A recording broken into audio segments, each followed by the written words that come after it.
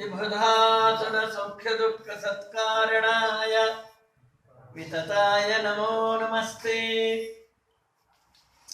ನಾರಾಯಣಂ ನಮಸ್ಕೃತ್ಯ ನರಂ ಚೈವ ನರೋತ್ತಮಂ ದೇವೀಂ ಸರಸ್ವತೀಂ ವ್ಯಾಸಂ ತತೋ ಜಯಮುದೀರಯೇತ್.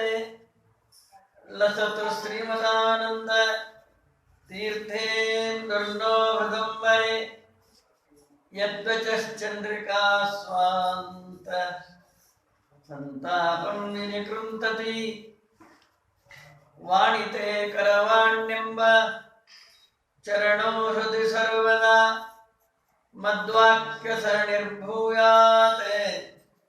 ಶ್ರೀಮದಾಚಾರ್ಯ ಭಾವಗ ಯಂ ಪ್ರವ್ರಜಂತಮನುಪೇತಮಪೇತ ಕೃತ್ಯಂ ದ್ವೈಪಾಯನೋ ವಿರಹ ಕಾತರ ಆಜುಹಾವ. ಪುತ್ರೇತಿ ತನ್ಮಯತಯಾ ತರವೋಪಿ ನೇದುಃ ತಂ ಸರ್ವಭೂತಹೃದಯಂ ಮುನಿಮಾನತೋಸ್ಮಿ. ಚಿತ್ರೈಃ ಪದೈಶ್ಚ ಗಂಭೀರೈಃ ವಾಕ್ಯೈರ್ಮಾನೈರಖಂಡಿತೈಃ ಗುರುಭಾವಂ ವ್ಯಂಜಯಂತಿ ಭಾತಿ ಶ್ರೀ ಜಯತೀರ್ಥವಾಕ್. ವ್ಯಾಸರಾಜೇಂದುಮಾಶಾಸೆ ಚಂದ್ರಿಕಾ ಯಸ್ಯ ಸಮ್ಮತ ದುರ್ವಾದಿಚೋರಾನ್ ವಿದ್ರಾವ್ಯ ರಕ್ಷಿತಂ ಭವನತ್ರಯಂ. ತಪೋ ವಿದ್ಯಾ ವಿರಕ್ತ್ಯಾದಿ ಸದ್ಗುಣೋಭಾಕರಾನಹಂ ವಾದಿರಾಜ ಗುರೂನ್ ವಂದೇ ಹಯಗ್ರೀವದಯಾಶ್ರಯಾನ್. ಪ್ರಣಮತ್ ಕಾಮಧೇನುಂಚ ಭಜಸ್ವೃತರೂಪಮಂ ಶ್ರೀ ಭಾವಬೌಧಕೃತ್ಪಾದ ಚಿಂತಾಮಣಿಮುಪಾಸ್ಮಹೇ. ಶ್ರೀಮತೋ ರಾಘವೇಂದ್ರಸ್ಯ ನಮಾಮಿ ಪದಪಂಕಜೇ. ಕಾಮಿತಾಶೇಷ ಕಲ್ಯಾಣ ಕಲನಾ ಕಲ್ಪಪಾದಪೌ ಆರೂಢ ಸಹಸಾ ಯತೀಂದ್ರ ಪದವಿ ಗತ್ವಾ ಚ ವಾರಾಣಸೀಂ. ತತ್ರತ್ಯಾನ್ ಕುಮತ ಪ್ರಚಾರ ನಿರತಾನ್ ಅದ್ವೈತಿ ದಿಗ್ಧಂತಿನಃ ಪ್ರೌಢಾರ್ಥೈರ್ವಚನೈಃ ಯುಕ್ತಿಗದಿತೈಃ ಸಂಭೀಷಯನ್ ಮೋದಯನ್ ಸತ್ಯಧ್ಯಾನ ಸುಕೇಸರಿ ವಿಜಯತೆ. ಪಾದಸ್ಥಿತ ಶ್ರೀಪತೇಃ ಯೈರಹಂ ಶುಕವತ್ ಸಮ್ಯಕ್ ಶಿಕ್ಷಿತೋಸ್ಮಿ ಕೃಪಾಲುಭಿಃ. ಸತ್ಯಪ್ರಮೋದ ತೀರ್ಥಾರ್ಯಾನ್ ವಂದೇ ವಿದ್ಯಾಗುರುನ್ ಮಮ. ಬಂಧುಸ್ತ್ವಂ ಗುರುರಿಷ್ಟದೈವತಮಿತಿ ತ್ವತ್ಪಾದಪದ್ಮೇರಹಂ ಪ್ರಾಪ್ತಂ ಮಾಂ ಪರಿಪಾಲಯೇತಿ ಸತತಂ ಯಾಚೇ ನಿಬದ್ಧಾಂಜಲಿಃ. ಚಿತ್ತಂ ಮತ್ಗುಣದೋಷ ಚಿಂತನ ವಿಧೌ ನೂನಂ ಅನಾತ್ಮಾ ಕೃತಾಃ. ಶ್ರೀ ಸತ್ಯಾತ್ಮಗುರೋ ತದನುಗ್ರಹೀಗಣಂ ಹಿತ್ವಾ ನಮೇ ಸದ್ಗತಿಃ. ದೇಶ ಕಾಲೋಚಿತ ಧರ್ಮ ಕರ್ಮಾಸಕ್ತರು ಅಂತ ಹೇಳಿ ಜಗನ್ನಾಥದಾಸರು ವಿಷ್ಣು ಭಕ್ತರು ಹೇಗಿರ್ತಾರೆ, ಒಳ್ಳೆಯ ದೇಶ ಒಳ್ಳೆಯ ಕಾಲದಲ್ಲಿ ಏನೇನು ಸತ್ಕರ್ಮಾನುಷ್ಠಾನ ಮಾಡಬೇಕು ಅದನ್ನು ಮಾಡಿಕೊಂಡೇ ಇರ್ತಾರೆ. ಎಂದೂ ಅದನ್ನು ತಪ್ಪಿಸೋದಿಲ್ಲ. ಅವರು ಭಗವಂತನ ತುಂಬ ಪ್ರೀತಿ ಪಾತ್ರರಾಗಿರ್ತಾರೆ. ಹಾಗೆ ಭಗವಂತನ ಪ್ರೀತಿಕರವಾದ ಕಾರ್ಯಗಳು ಯಾವುದು? ಭಗವನ್ ನಾಮಸ್ಮರಣ ಮಾಡಬೇಕು ಅಂದ್ಕೊಂಡಿರ್ತೀವಿ, ಅಷ್ಟು ಮಾಡೋದು ಸಹ ಹರೇ ರಾಮ ಹರೇ ಕೃಷ್ಣ ರಾಮ ರಾಮ ಹರೇ ಹರೇ ಕೃಷ್ಣ ಅಂದ್ಕೊಂಡು ಹೋಗ್ತೇವೆ. ಆ ಹರಿಯ ಆ ರಾಮ ನಿರ್ಗುಣ ನಿರಾಕಾರ ಜಗನ್ಮಿಥ್ಯ ಅಂದ್ರೆ ಅವರಿಗೆ ಹೇಗೆ ಪ್ರೀತಿ ಆಗುತ್ತೆ? ಆ ವ್ಯಕ್ತಿಯನ್ನು ಸರಿಯಾಗಿ ತಿಳ್ಕೋಬೇಕು. ಸಿರಿ ನಿಲಯನ ಗುಣ ತಿಳಿದು ಭಜಿಸುವುದೇ ಫಲವಿದು ಮಾಡುವುದಕ್ಕೆ. ಎಂಥವ ಜಗನ್ನಾಥಾಸನ ಮಾತು. ಸಿರಿ ನಿಲಯನ ಗುಣ ತಿಳಿದು ಸರಿಯಾಗಿ ತಿಳ್ಕೋಬೇಕು. ಬರೇ 20 ವರ್ಷ ರಾಮಕೃಷ್ಣ ಭಜನೆ ಅಂತೇಳಿ ಮೈಕ್ ಹಾಕಿ ಹರೇ ರಾಮ್ ಹರೇ ರಾಮ್ ಹರೇ ರಾಮ್ ಅಂತ ಉಪಯೋಗ ಇಲ್ಲ. ಹಾಗೆ ದೇವರು ಮತ್ತು ಅನಂತ ಕಲ್ಯಾಣ ಗುಣಪರಿಪೂರ್ಣ ಅಂತ ತಿಳ್ಕೋಬೇಕಲ್ಲ. ಬೇರೆ ಯಾರಿಗೂ ಇದು ಗೊತ್ತಿಲ್ಲ. ವಾಯುದೇವರ ಮಹತ್ವ ಜ್ಞಾನ ಇಲ್ಲ. ನಮ್ಮ ಮಧ್ವರಾಯರಿಂದ ಅನಂತ ವೇದಗಳ ಪ್ರಮಾಣಾನುಸಾರವಾಗಿ ವಾಯುದೇವರ ಸ್ಥಾನ ಬಹಳ ದೊಡ್ಡದು. ಬ್ರಹ್ಮದೇವರು ಸತ್ಯಲೋಕದಲ್ಲಿ ಕೂತ್ಕೊಂಡ್ಬಿಟ್ಟಿರ್ತಾರೆ. ಕಾರ್ಯಕಾರಿ ಸೆಕ್ರೆಟರಿ ಇದ್ದಾರಲ್ಲ, ವಾಯುದೇವರು ಸೆಕ್ರೆಟರಿ. ಹಾಗಾಗಿ ಮತ್ತೆ ಅವರ ಮಹತ್ವ ಜ್ಞಾನನೇ ಇಲ್ವಲ್ಲ ಜನಗಳಿಗೆಲ್ಲ. ವಾಯುದೇವರ ಜ್ಞಾನನೇ ಮಾಡಿಕೊಳ್ಳದೆ ಎಷ್ಟು ಹರೇ ರಾಮ ಹರೇ ಕೃಷ್ಣ ಅಂದ್ರೆ ಏನು? ನೀರು ಚಡಮಣ ಕಾಸಿ, ಗೋಪಾಲದಾಸರಂತ, ನೀರು ಚಡಮಣ ಕಾಸಿ ಅದರಲ್ಲಿ ನೀರಿನಿಂದೆಪ್ಪಿಡಲು ಹೆಪ್ಪುದೇನೋ ಮಾರುತನೆ ನಿನ್ನ ದಯವಾಗದಲ್ಲಿ ಇತರ ದೇವತೆಗಳ ದಯವಾಗಲು ಮೋಕ್ಷ ಸಾಧನವೇನೋ. ಮಧ್ವಮುನಿಯೇ ವಿಜಯದಾಸ ಮಾಡಿದ, ಮಧ್ವಮುನಿಯೇ ನೀಯನ್ನ ಹೃತ್ಕುಮುದ ಚಂದ್ರ ಅದ್ವೈತ ಮತ ವಿಪಿನ ದಹನ ಗುಣ ಸಾಂದ್ರ. ಎಂತ ವಿಜಯದಾಸ ಒಳ್ಳೆ ಹಾಲು ತಂದು ಕಾಸಿ ಎಲ್ಲ ಆರಲ್ಲಿಟ್ಟು ಪೂರ್ತಿ ಆದೋಗ್ಬಿಟ್ರೆ ಬಿಸಿ ಬಿಸಿ ಇದ್ರೂ ಒಡೆದೋಗುತ್ತೆ.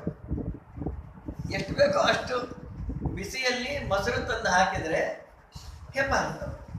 ಅದು ಬಿಟ್ಟು ಒಳ್ಳೆ ಕಾವೇರಿ ನೀರು ಅಂತ ಹೇಳಿ, ತುಂಗಭದ್ರಾ ನೀರು, ತುಂಗಾ ಪಾನ ಗಂಗಾ ಸ್ನಾನ ಅಂತ ಹೇಳಿ ಆ ಚೆನ್ನಾಗಿ ಚಳವಣ ಕಾಸಿ 6 ಲೀಟ್ರ್ ಅದರಲ್ಲಿ ಗಂಗಾ ನೀರೇ ಹಾಕಿ ಮುಚ್ಚಿಟ್ರೆ ನೀರೇ. ಹಾಗೆ ವಾಯುದೇವರ ಜ್ಞಾನ ಮಾಡಿಕೊಂಡ್ರೆ ನೀವು ಏನು ಮಾಡಿದ್ರು ವ್ಯರ್ಥ. ಅದನ್ನೆಲ್ಲ ಇಲಾಖೆ ಈ ಗ್ರಂಥ, ಈ ಮಹಾಭಾರತ ತಾತ್ಪರ್ಯ ಗ್ರಂಥ ಇದೆಯಲ್ಲ, ನಮ್ಮ ಸ್ವಾಮಿಗಳು 50 ವರ್ಷ ಅಖಂಡ ರಾಜ್ಯಭಾರ ಮಾಡಿ ಯಾರು ಏನೇನು ಅನುಗ್ರಹ ಮಾಡಿದ್ದಾರಲ್ಲ, ಅದು ಯಾವ್ದು ಬರೋ ಮಹಾಭಾರತ ತಾತ್ಪರ್ಯ ಬಾಯಿಗೆ ಬರ್ತಾರೆ. ನ್ಯಾಯಸುಧ ಎಲ್ಲ ಬಾಯಿಗೆ, ಮಹಾಭಾರತ ತಾತ್ಪರ್ಯ ಏನೋ ಬಾಯಿಗೆ. 5000 ಶ್ಲೋಕದ ಮೇಲಿದೆ ಈ ಮಹಾಭಾರತ ತಾತ್ಪರ್ಯ. ಮೊದಲನೇ 3 ಅಧ್ಯಾಯಗಳಿದ್ದಾರೆ ಸಕಲ ಶಾಸ್ತ್ರಾರ್ಥ ನಿರ್ಣಯ ಅಂತ. ಅದೇ ಕಂಬಳದ ಕಳ್ಳೆ ಅದನ್ನು ಪಟ್ಬಿಟ್ಟು ಅಲ್ಲಿ ಬರ. ಹಾಗಾಗಿ ದೃಢವಾದ ಭಗವಂತನ ಜ್ಞಾನವನ್ನ ನಿಷ್ಕೃಷ್ಟವಾದ ಆಚಾರ್ಯ ಹೇಳ್ತಾರೆ. ಒಂದೊಂದು ಮಾತಿಗೂ 1000 ಪ್ರಮಾಣ ಕೊಟ್ಟು ಹೇಳ್ತಾರೆ. ಬಿಟ್ಟಾದವರು ಪ್ರಮಾಣನೇ ಕೊಡೋ ಬಾಯಿ ಬಂದಾಗ ಹೇಳ್ತಾರೆ. ಹಾಗಾಗಿ ಮುಂದೆ 4ನೇ ಮತ್ತೆ ಅಧ್ಯಾಯದಿಂದ ರಾಮಾಯಣ ಕಥಾ ಪ್ರಾರಂಭ ಮಾಡಿ 6 ಅಧ್ಯಾಯ ರಾಮಾಯಣ ನಿರ್ಣಯ ಮಾಡ್ತಾರೆ. ವಾಲ್ಮೀಕಿ ಋಷಿಗಳು ಹೇಳ್ಬಿಟ್ಟಿದ್ದಾರೆ ರಾಮಾಯಣವನ್ನೇ 24,000 ಶ್ಲೋಕ 7 ಕಾಂಡಗಳ ರೂಪದಿಂದ ವಿಸ್ತಾರವಾಗಿ ಹೇಳಿದ್ದಾರೆ. ಅದರ ಮೇಲೆ 1000 ಸಂಶಯ ಬರ್ತದೆ. ಅದಕ್ಕೆಲ್ಲ ಉತ್ತರ ಕೊಡ್ಬೇಕಲ್ಲ. ರಾಮದೇವರು ಬಚ್ಚಿಟ್ಕೊಂಡೆ ಹಾಕಿ ಹೊಡೆದ ವಾಲಿಯನ್ನ, ಎದುರಿಗೆ ಬಂದೇ ಹೊಡೆಯುವುದಾಗಿತ್ತಲ್ಲ. ಮತ್ತೆ ರಾವಣಾಸುರ ಅನಂತಾನಂತ ವೇದಾಭಿಮಾನಿ ಲಕ್ಷ್ಮೀ ದೇವರು ಕರ್ಕೊಂಡು ಹೋಗ್ಬಿಟ್ಟ. ಮುಟ್ಲಿಕ್ಕಾದರೂ ಯೋಗ್ಯತೆ ಉಂಟ ರಾವಣಾಸುರನಿಗೆ? ಈ ಪ್ರಶ್ನೆ ಎಲ್ಲ ವಾಲ್ಮೀಕಿ ರಾಮಾಯಣದಲ್ಲಿ ಸುಗುಣ ಕತ್ಕೊಂಡು ಹೋದ ಅಂತ ಹೇಳ್ತಾರೆ. ಯಾರಿ ರಾವಣಾಸುರ ತಗೊಂಡು ಹೋಗಿದ್ದು? ಸೀತಾದೇವಿ ಯಾರು? ಇದಕ್ಕೆಲ್ಲ ಉತ್ತರ ಬರಬೇಕಲ್ಲ. ಇನ್ನು ಈಗಿನ ಕಾಲದವರೆಲ್ಲ ಅಂಬೇಡ್ಕರ್ಗೆಲ್ಲ ರಾಮ ಕೃಷ್ಣ ಇವ್ರ ಮೇಲೆ 1000 ದೋಷವನ್ನು ಬಗಳಿದ್ದಾನೆ ಅಂಬೇಡ್ಕರ್. ರಾಮದೇವನ ದೇವರು ಅಂತೀವಿ, ಕರುಣೆ ಇಲ್ಲ, ಕಠೋರಿ, ತುಂಬಿದ ಹೆಂಡತಿನ ಅರಣ್ಯಕ್ಕೆ ಕಳಿಸ್ದ. ಇವನೇನು ರಾಜ ಆಗ್ತಾನೆ? ಹೆಂಡತಿನೇ ಸರಿಯಾಗಿ ಇಟ್ಕೊಳ್ಳಿಕ್ಕೆ ಬರದೇ ಇಲ್ಲ, ಯಾರ್ದೋ ಮಾತು ಕೇಳಿ ಅಂತ ಬರೀತಾರೆ. ರಾಮದೇವರು ಅರಣ್ಯಕ್ಕೆ ಹೋದರು. ಒಬ್ಬರೇ ಹೋಗೋದೊಂದು ವರ ಇತ್ತು, ಒಬ್ಬರೇ ಹೋಗ್ಬೇಕು ಅಂತ. ಆದರೆ ಸೀತಾದೇವಿ ಬಿಡಲಿಲ್ಲ. ಎಲ್ಲಿ ಗಂಡನ ಅಲ್ಲಿ ಪತ್ನಿ. ಸುಖದಲ್ಲಿ ಮಾತ್ರ ನಮ್ಮ ಜೊತೆಗೆ, ದುಃಖದಲ್ಲಿ ಬಿಟ್ಟಿಲ್ಲ ನಾನು. ಹುಲಿ ಸಿಂಹ ಬಹಳ ಇರ್ತದೆ. ಮತ್ತೆ ಏನಾದರೂ ಆಗಿಬಿಟ್ಟಿದ್ರು, ನೀವು ಬೆಳಿಗ್ಗೆ ಎದ್ದ ತಕ್ಷಣ ಎಲ್ಲ ಹೇಳಮ್ಮ ಹೇಳು ಸಮಾಚಾರ, ಬೆಳಗ್ಗೆ ಆಯಿತು ಅಂತೇಳಿ ಲೈಟ್ ಮ್ಯೂಸಿಕ್ ಹಾಕಿ ನಿನ್ನ ಎಬ್ಬಿಸಬೇಕು. ರಾತ್ರಿ ಮಲಗಿಸ್ಬೇಕಾದ್ರೂ ಲೈಟ್ ಮ್ಯೂಸಿಕ್ ಹಾಕ್ಬೇಕು. ಅದು ಹುಲಿ ಸಿಂಹದ ಗರ್ಜನೆ ಹಾಟ್ ಮೇಲೆ ಆಗಿಬಿಡ್ತದೆ. ಇದ್ದಕ್ಕಿದ್ದ ಮಲ್ಕೊಂಡಾಗ ಮೈಮೇಲೆಲ್ಲ ಹಾವು ಬಂದು ಹೋಗ್ತಾ ಇರ್ತದೆ. ನೀ ರಾಜಕುಮಾರಿ ನೆಲದ ಮೇಲೆ ಕಾಲಿಟ್ಟವಳಲ್ಲ, ಚಕ್ರವರ್ತಿ ಮಗಳು, ಚಕ್ರವರ್ತಿ ಸೊಸೆ, ಚಕ್ರವರ್ತಿ ಹೆಂಡತಿ. ಎಂಥ ಚಕ್ರವರ್ತಿ? 14 ಲೋಕದ ಚಕ್ರವರ್ತಿ. ಅವನ ಹೆಂಡತಿ ನೀನು. ಆ ಗಂಡಿಗೆ ಇಲ್ಲೇ ಇರೋದು. ಸೀತಾದೇವಿ ಎಲ್ಲ ಕಡೆಗೆ ಅಂತಾರೆ, ನಮ್ಮ ತಂದೆ ಎಲ್ಲಾದ್ರೂ ಹೋಗಿ ಹೋಗಿ ಗಂಡು ವೇಷ ಹಾಕೊಂಡ ಹೆಣ್ಣಿಗೆ ನಾನು ಕೊಟ್ಟ, ಸ್ತ್ರೀಯಂ ಪುರುಷ ವಿಗ್ರಹ ಅಂತ. ನೀವು ರಕ್ಷಣೆ ಮಾಡ್ತಿರಲ್ಲ, ಮತ್ತೆ ನಿಮ್ಮ ಜೊತೆಗೆ ಇದ್ದ ಮೇಲೆ ಈ ಭಯ ಎಲ್ಲ ಹೇಳಬಾರ್ದು. ನಮ್ಮ ಜೊತೆ ಬಂದೇ ಕರ್ಕೊಂಡು ಹೋಗ್ತಾರೆ, ಹುಲಿಗೆ ತೊಲಿ ನೋಡೋಗಪ್ಪ ಅಂತ, ಮತ್ತೆ ನೀವೇ ಕರೆದ್ರಂತೆ. ಗಂಡ ಜೊತೆಗಿದ್ದ ಮೇಲೆ ಹೆದರ್ಸೋದೇನು ಬಂತು, ಕರ್ಕೊಂಡು ಹೋಗು ಆಯ್ತು. ಆಮೇಲೆ ಲಕ್ಷ್ಮಣ ಕೂಡ ಹಠ ಮಾಡಿ ತಾನು ಬಂದ್ಬಿಟ್ಟು ಒಪ್ಪಿಸ್ಬಿಟ್ಟ ರಾಮದೇವರನ್ನು. ಇದರ ಮೇಲೆ ಅಂಬೇಡ್ಕರ್ ಅಂತಾನೆ, ಅಲ್ರಿ ರಾಮದೇವರು ಮತ್ತೆ ರಾಮದೇವರ ಹೆಂಡತಿ ಬಂದರು. ಲಕ್ಷ್ಮಣ ತಾನು ಒಪ್ಕೊಂಡ, ನಿನ್ನ ಹೆಂಡತಿನೂ ಕರ್ಕೊಂಬಪ್ಪ, ನನ್ನ ಹೆಂಡತಿ ನಿನ್ನ ಹೆಂಡತಿ ಒಟ್ಟಿಗೆ ಇರ್ತಾರೆ ಅಂತ ಹೇಳ್ಬೋದಾಗಿತ್ತಲ್ಲ. ತಾನು ತನ್ನ ಹೆಂಡತಿ ಕುರುಕಬೇಕು, ಇನ್ನೊಬ್ಬರಿಗೆ ಸಾಕು.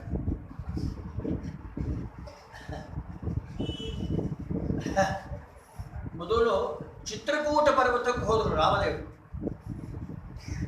ಚಿತ್ರಕೂಟ ಪರ್ವತದಲ್ಲಿ ಒಂದು 5-6 ತಿಂಗಳು ಮಾತ್ರ ಇದ್ದಾರಲ್ಲಿ. ಅಲ್ಲಿಂದ ಮಂದಾಕಿನಿ ತೀರದಲ್ಲಿ ಅನೇಕ ವರ್ಷಗಳಿದ್ದ. ಮತ್ತೆ ಕೆಲವು ಅನೇಕ ಋಷ್ಯಾಶ್ರಮ, 14 ವರ್ಷದಲ್ಲಿ ಅನೇಕ ಋಷ್ಯಾಶ್ರಮಗಳಲ್ಲೆಲ್ಲ ವಾಸ ಮಾಡಿದ್ದಾರೆ ರಾಮಚಂದ್ರ ದೇವರು. ಅಗಸ್ತ್ಯ ಆಶ್ರಮದಲ್ಲಿದ್ದಾರೆ, ಅಗಸ್ತ್ಯರ ಭಾರತ ಅವರಾಶ್ರಮದಲ್ಲಿದ್ದಾರೆ. ಇನ್ನು ಶರಭಂಗ ಋಷಿಗಳು, ಅನೇಕ ಮಹರ್ಷಿಗಳ ಅತ್ರಿಗೆ ಅನಸೂಯಾದೇವಿ ಮನೆಯಲ್ಲಿ ಕೆಲವು ದಿವಸ ಇದ್ದಾರೆ, ಬಿಡಲಿಲ್ಲ ಅವರು. 16 ದಿವಸ ಅನಸೂಯಾದೇವಿಗ ಪರಮಾತ್ಮ ದತ್ತಾತ್ರೇಯ ಭಗವಂತ ಅವನು ಸನ್ಯಾಸ ತಗೊಂಡು ಹೊಟ್ಟೋದ ನಾರದರ ಜೊತೆಗೆ.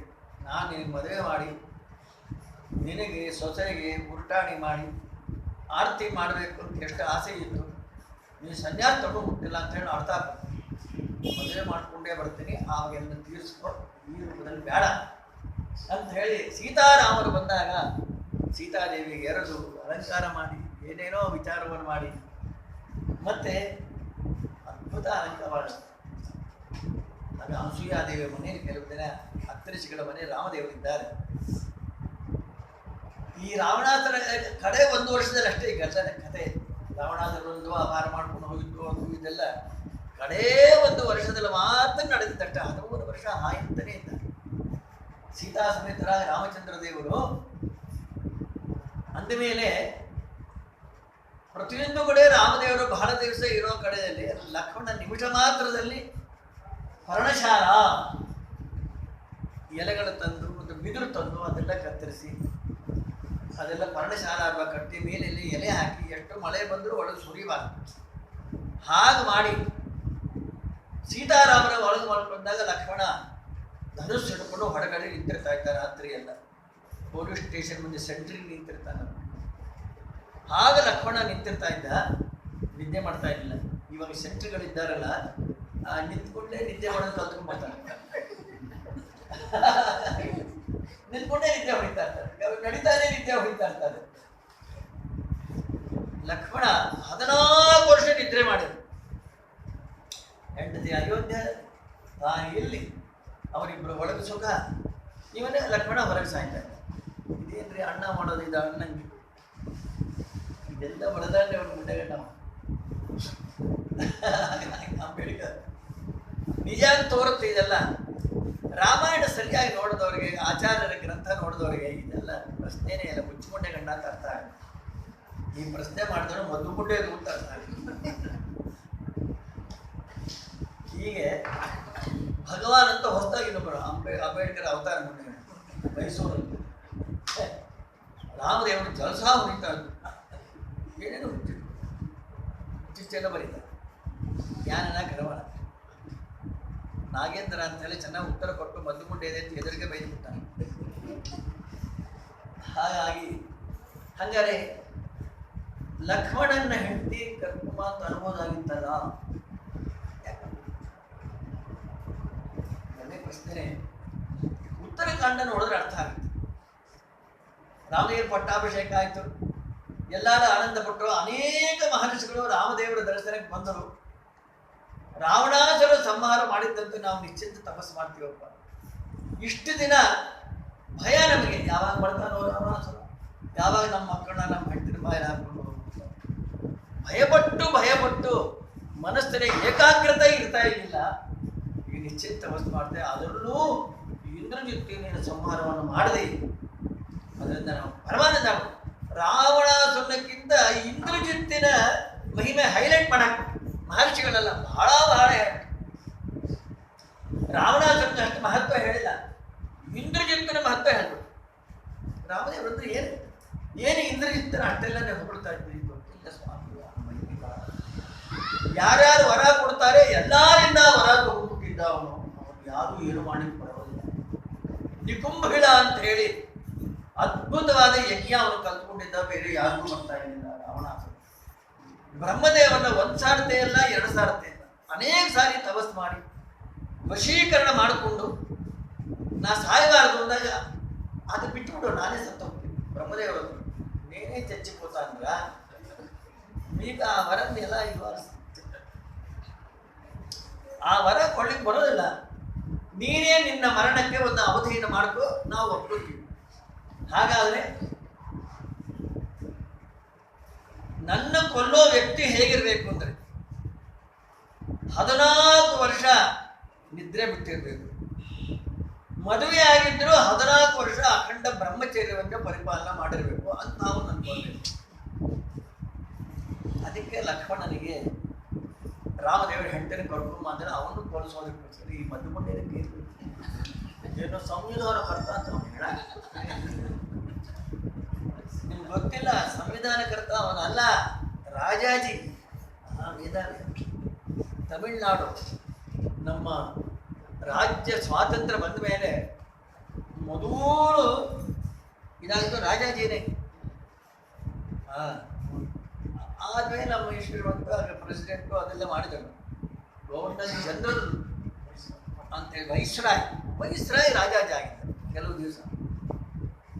ಆದ್ಮೇಲೆ ಅಲ್ಲಾಡಿ ಕೃಷ್ಣರಾವ್ ಅಂತ ಹೇಳಿ ಮಹತ್ವ ಕಲೆಕ್ಟರ್ ಬಹಳ ವೇದ ಅವರು ಕೊಡಿಸ್ಕೊಂಡು ತಮಿಳ್ನಾಡರ 3-4 ಇದೆಲ್ಲ ಬ್ರಾಹ್ಮರು ಕಲಿತು ಅವರು ಬರೋದು, ಇವನ್ನೂ ಕೂಡಿಸ್ಕೋಪ್ಪ ಅಂಬೇಡ್ಕರ್ನ ಅಂತ ಗಾಂಧಿ ಹೇಳೋದು ಕಾಣ ಕೂಡಿಸಿದ್ರಟ್ಟ. ಈ ವಿದ್ಯೆ ಮಾಡ್ತಾ ಇದ್ದಾರೆ, ವಿದ್ಯೆಗೌಡ ಇದ್ದ ಹಾಗೆ ಸೈನ್ ಮಾಡಿದಷ್ಟೇ, ಏನೋ ಅವನ ಹೆಸರು ಹಾಕ್ಬಿಡ್ರಿ ಅಂತ ಹೆಸರು ಹಾಕಿದಷ್ಟೇ. ಹಾಗೆ ಮಾಡಿದ್ದಲ್ಲ ಇವು ಸಂವಿಧಾನಕರ್ತಗಳೆಲ್ಲ ಇವರೇ. ನಮ್ಮ ಬ್ರಾಹ್ಮರಿ ಅಂತ ಬೇರೆಯವ್ರ ಮಾಡಿ ಬರೋದು ಮುಚ್ಚಿಟ್ಬಿಟ್ಟಾರ ಅದೆಲ್ಲ.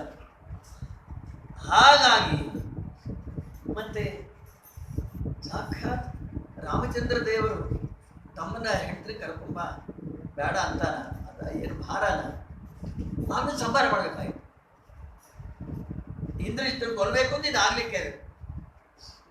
ಇಂದ್ರಜಿತ್ತರು ಇನ್ನೊಂದು ಮಹಿಮಾ ಹನುಮಂತೇವರು ಹೋಗಿದ್ದಲ್ಲ ಸುಂದರಕಾಂಡದಲ್ಲಿ, 80 ಕೋಟಿ ಅಸೀತ ಕೋಟಿ ಯುದ್ಧಗಳು ಪರಸ್ಪರ ಅಷ್ಟಕ್ಕಾಯಿತು, ಅನೇಕ ಹೇತ ಸಂಕಲನ ಕವಿಂದ ಆವರಣ ಅಂತ 80 ಕೋಟಿ ರಾಕ್ಷಸರು ಎಲ್ಲ ರುದ್ರದೇವರವರ ಅವರಿಗೆಲ್ಲ ಒಬ್ಬರೇ ಹನುಮಂತೇವರೇ ಹೆಣ ಹಾಕಿದರು.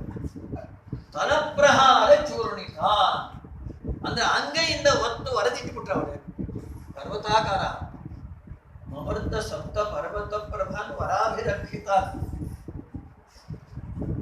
ಹೀಗೆ ಹನುಮಂತ ದೇವರು ಆಮೇಲೆ ಕಡೆಗೆ ತನ್ನ ಮಗನ ಕೊಟ್ಟು ಕಳಿಸ್ದ, ಅಕ್ಷಯ ಕುಮಾರ್ ಕೊಟ್ಟು ಕಳಿಸ್ದ. ಹನುಮಂತ ದೇವರ ಆಲೋಚನೆ, ಈಗ 1/3 ಸೇನಾ ಹೊಡೆದು ಕೊಟ್ಟಿ, ರಾವಣಾಸುರನ ಏನು ಸೇನಾ ಇದೆ ಅದ್ರಲ್ಲಿ 1/3 ಸೇನಾ ಹೊಡೆದಾಕ್ಬಿಟ್ಟು, ಭಾಳ ಸೇನಾ 1/3 ಸೇನಾ ಹೊಡೆದಾಕ್ಬಿಡ್ದ ಹನುಮಂತ ದೇವರು. ಇನ್ನು 3 ಜನ ಮಹಾ ಅಪಾರ ಪರಾಕ್ರಮಶಾಲು, ಅಕ್ಷಯ ಕುಮಾರ, ಇಂದ್ರಜಿತ್ತು, ರಾವಣಾಸುರ. ರಾವಣಾಸುರನ ಕೊಲ್ಲಾಕೋಣ ಅಂದ್ರೆ ಸರಾಗವಾಯ ನಾನ್ಯಥ, ರಾಮದೇವರೇ ನಾನೇ ನಿನ್ನ ಕೊಂಡು ಕರ್ಕೊಂಡು ಬರ್ತೀನಪ್ಪ ಹೊರ ಕೊಟ್ಟು ದೇವರ ಆಜ್ಞಾ. ಹನುಮಂತ ದೇವರು ಮೀರೋಲ್ಲ, ಮೀರೋ ಸಾಮರ್ಥ್ಯ ಬಿಟ್ಟು ದೇವರು ಏನು ಅನ್ಕೊಂಬೋಲ್ಲ, ಆದ್ರೆ ಹನುಮಂತ ದೇವರು ಮೀರ್ತಾರೆ. ಸರಾಘವಾಯ ನಾನ್ಯಥ, ರಾವಣಾಸುರನ ಕೊಲ್ಲೋ ಸಾಮರ್ಥ್ಯ ನನಗಿದೆ, ಆದರೂ ರಾಮದ ನಮ್ಮ ಸ್ವಾಮಿ ಹೊರ ಕೊಟ್ಟ ಕಾರಣ ನಾನು ಕೊಲ್ಲಬಾರದು. ಯದಿಂದ್ರ ಜನ್ಮಯ ಅದು ಇನ್ನು ಇಂದ್ರ ಇದ್ದು ಯುದ್ಧಕ್ಕೆ ಬರ್ತಾನೆ, ಅವನ್ನ ಕೊಂದು ಬಿಟ್ರೆ ಆಗ ನಚಾಸ್ಯ ಶಕ್ತಿ ರೀಕ್ಷತೆ, ನಮ್ಮ ಕೋತಿಗಳಿಗೆ ಇಂತಹ ಅದ್ಭುತ ಪರಾಕ್ರಮಿಯೂ ಜಗತ್ತಲ್ಲಿ ಇದ್ದಾನ ಎಂಬ ಜ್ಞಾನ ಹೊಟ್ಟೋಗುತ್ತೆ. ಇಂದ್ರಜಿತ್ತಿನ ಸಾಮರ್ಥ್ಯ ಅಪಾರ, ಹೊರಬಲನೂ ಅಪಾರ. ಓಹ್, ಎಂತ ಅದ್ಭುತ ಪರಾಕ್ರಮಿಶಾಲಿ. ಒಂದು ನಾಗಾಸ್ತ್ರ ಹಾಕಿದ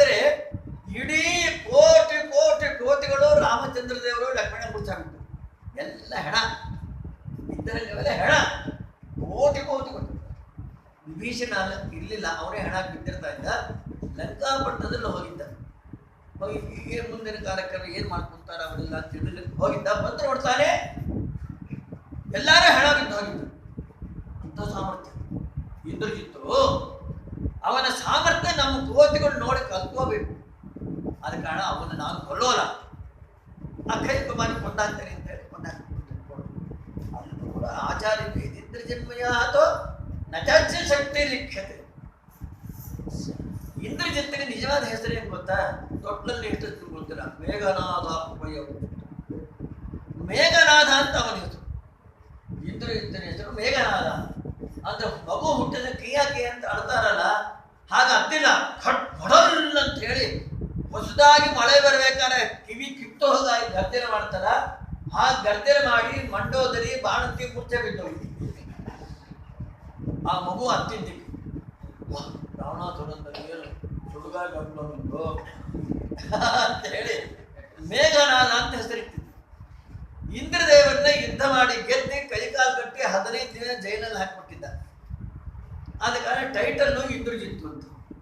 ನಿಜವಾದ ಹೆಸರು ಮೇಘನಾದ, ಟೈಟಲ್ಲು ಇಂದ್ರಜಿತ್ತು. ಭೀಷ್ಮಾಚಾರ್ಯ ಹೆಸರು ನಿಮ್ಗೆ ಅದನ್ನು ಗೊತ್ತಾಗುತ್ತೆ. ಅವರ ಟೈಟಲ್ ಅದು, ನಿಜವಾದ ಹೆಸರು ದೇವವ್ರತರು ಅಂತ ಅವರ ಹೆಸರು. ಗಂಗಾ ದೇವಿ ಇಟ್ಟ ಹೆಸರು ದೇವವ್ರತ.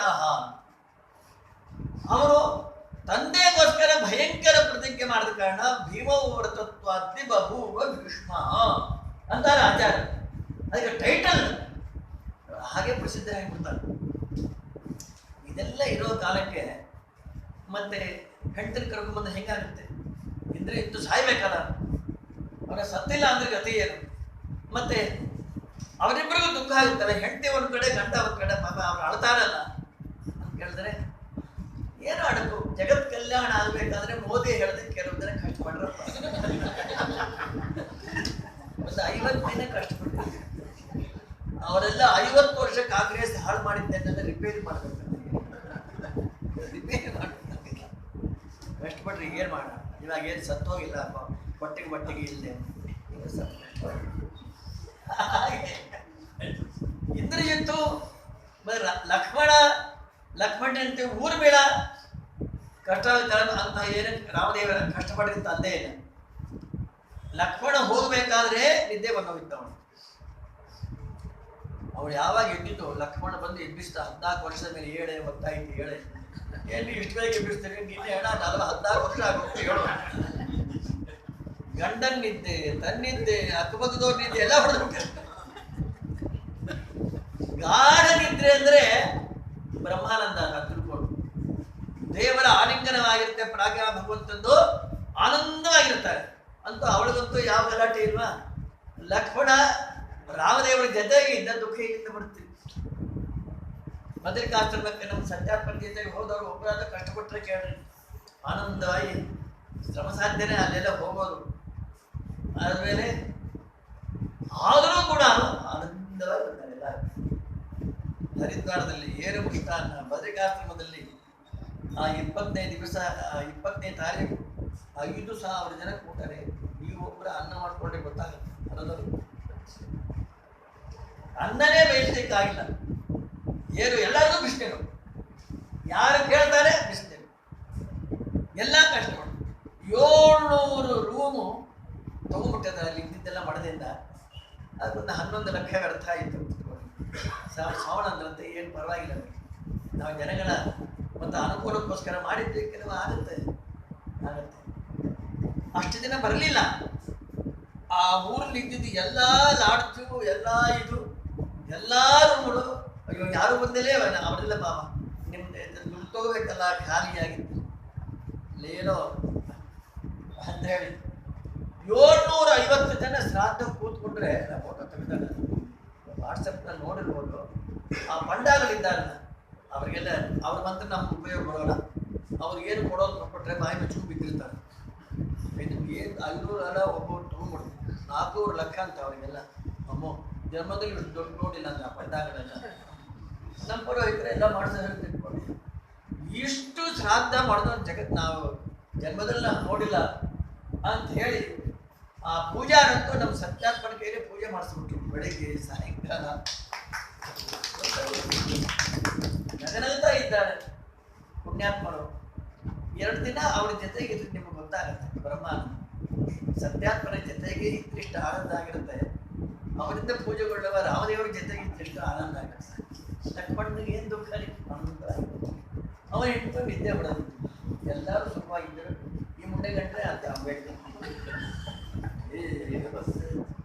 ಶಾಸ್ತ್ರ ಗೊತ್ತಿಲ್ಲ, ರಾಮಾಯಣ ಗೊತ್ತಿಲ್ಲ, ಮಹಾಭಾರತ ಗೊತ್ತಿಲ್ಲ, ಬಂದು ಮುಂದೆ ಏನೋ ಹೇಳ್ತಾರೆ. ಇದೆಲ್ಲ ಆಚಾರ. ವಾಲ್ಮೀಕಿ ರಾಮಾಯಣ ಇದಕ್ಕೆ ಉತ್ತರ ಸಿಗೋಲ್ಲ. ಈ ಗ್ರಂಥ ಇದೆಯಲ್ಲ ಆನಂದ ತೀರ್ಥರ ಪ್ರೀತಿ ಪಾತ್ರವಾದ ಗ್ರಂಥ ಅಂತ ಅವರೇ ಹೇಳ್ಬಿಟ್ಟಾರೆ. ಆನಂದ ತೀರ್ಥಾಖ್ಯ ಮುನಿ ಸುಪೂರ್ಣ ಪ್ರಜ್ಞಾವಿದ ಗ್ರಂಥಮಂ ಚಕಾರ. ನಮಗೆ ಆನಂದ ತೀರ್ಥ ಅಂತ ಹೆಸರಪ್ಪ. ಪೂರ್ಣ ಪ್ರಜ್ಞಾ ಅಂತ ಹೇಳಿ ಆಶ್ರಮ ನಾಮಧೇಯ. ಪೀಠದಲ್ಲಿ ಕೂತಾಗ ಆನಂದ ತೀರ್ಥರು ಅಂತ ಹೇಳಿ ನಮ್ಮ ಅಚ್ಯುತ ಪರೀಕ್ಷಾಚರ ಹೆಸರಿದ್ದಾರೆ. ಯಾಕೆ ಬರ್ದಿ? ನಾರಾಯಣೇನ ಅಭೀತಃ ಬದರ್ಯ ತಸ್ಯೈವ ಶಿಷ್ಯ ಜಗದೇಕ ಭಕ್ತು. ಜಗದೇಕ ಭರ್ತೃವಾದ ಆ ನಾರಾಯಣ ದೇವರ ಆಜ್ಞೆಯಿಂದ ಮತ್ತೆ ಈ ಗ್ರಂಥವನ್ನು ನಾನು ಬರೆದೀನಿ. ಯತ್ ತತ್ಪ್ರಸಾದ ಅಖಿಲಾಂಶ್ಚ ವೇದ ಸಪಂಚರಾತ್ರಾನ್ ಸಹರಸ್ಯ ಸಂಗ್ರಹಾನ್ನೇ ವೇದೇತಿಹಾಸಾಂಶ್ಚ ಪುರಾಣಯುಕ್ತಾನ್ ಯಥಾವದನ್ಯಾಪಿ ಸರ್ವವಿದ್ಯಾ. ಎಲ್ಲ ಪಂಚರಾತ್ರ, ಅನಂತ ವೇದಗಳು, ಎಲ್ಲ ಪುರಾಣಗಳು ಎಲ್ಲವನ್ನ ನಮ್ಮ ತಲೆಯಲ್ಲಿದೆ. ಪುಸ್ತಕಸ್ಥ ಅಲ್ಲ. ಏನಾದರೂ ಕೆಲವು ಪ್ರಶ್ನೆ ಮಾಡಿದ್ರೆ ಪುಸ್ತಕ ನೋಡಿ ಹೇಳ್ತೀವಿ. ಮರುದಿನ ಪುಸ್ತಕ ನೋಡಿದ್ರೆ ಪುಸ್ತಕನೇ ಇಲ್ಲ. ಸಾಯಿ ನಾವೇನು ಮಾಡ. ಹಾಗೆ ಇದೆಲ್ಲವನ್ನ ಗ್ರಂಥವನ್ನು ಬರೆದೀವಿ. ಸಮಸ್ತ ಶಾಸ್ತ್ರಾರ್ಥ ವಿನಿರ್ಣಯ ಎಂಬಂದ್ರೆ ಆಚಾರ. ಎಲ್ಲ ಶಾಸ್ತ್ರಗಳ ನಿರ್ಣಾಯಕ ಇದು. ವಿಶೇಷತಃ ಭಾರತ ವರ್ತ್ಮಚಾರಿ ರಾಮಾಯಣ ನಿರ್ಣಯ ಮಾಡಿದ್ದೀವಿ. 14 ಪುರಾಣಗಳನ್ನ ನಿರ್ಣಯ ಮಾಡಿಕೊಡ್ತೀವಿ. ಏನೇನು ಪ್ರಶ್ನೆ ಇಲ್ಲ, ಉತ್ತರ ಇದೆ. ಇದೆಲ್ಲ ಗ್ರಂಥಕೃತೋಯಂ ಜಗತಾಂ ಜನಿತ್ರಂ ಹರಿಂ ಗುರುಂ ಪ್ರೀಣಯತ ಅಮುನೈವ. ಆ ಭಗವಂತನ ಅನುಗ್ರಹದಿಂದಲೇನೇ ಈ ಗ್ರಂಥ ಬರಿತಾ ಇದ್ದೀವಿ. ವಿನಿರ್ಣಯೋ ನಾಸ್ತಮುನಾವಿನ. ಈ ಮಹಾಭಾರತ ನೀನು ಓದ್ದೆ ಯಾವ ನಿರ್ಣಯನ ನಿಮ್ಗೆ ಆಗೋಲ್ಲ ಅಂದ್ಬಿಟ್ರೆ ಆಚಾರ ಒಂದೇ ಮಾತು. ಯದ್ ವಿಪ್ರಸ್ಥಿತಾರಾವಿವ ಸರ್ವವಾಚ ತದ್ ಬ್ರಹ್ಮಸೂತ್ರಾಣಿ ಚಕಾರ ಕೃಷ್ಣ ವ್ಯಾಖ್ಯಾತಯೇಷ ಅನಯ ಕೃತಾನ್ಯೈ ವಿಗೂಹಿತಂ ತತ್ ಪುರುಷೋತ್ತಮತ್ವಂ. ಇವರೆಲ್ಲ ಏನು ಮಾಡಿದ್ರು? ಅದ್ವೈತ ವಿಚಿತ್ರ ಅದ್ವೈತ ಜೈನ ಬೌದ್ಧ ಸಾಂಕರ ಮೀಮಾಂಸೆಲ್ಲ ಮುಚ್ಚಿಟ್ಟುಬಿಟ್ರು.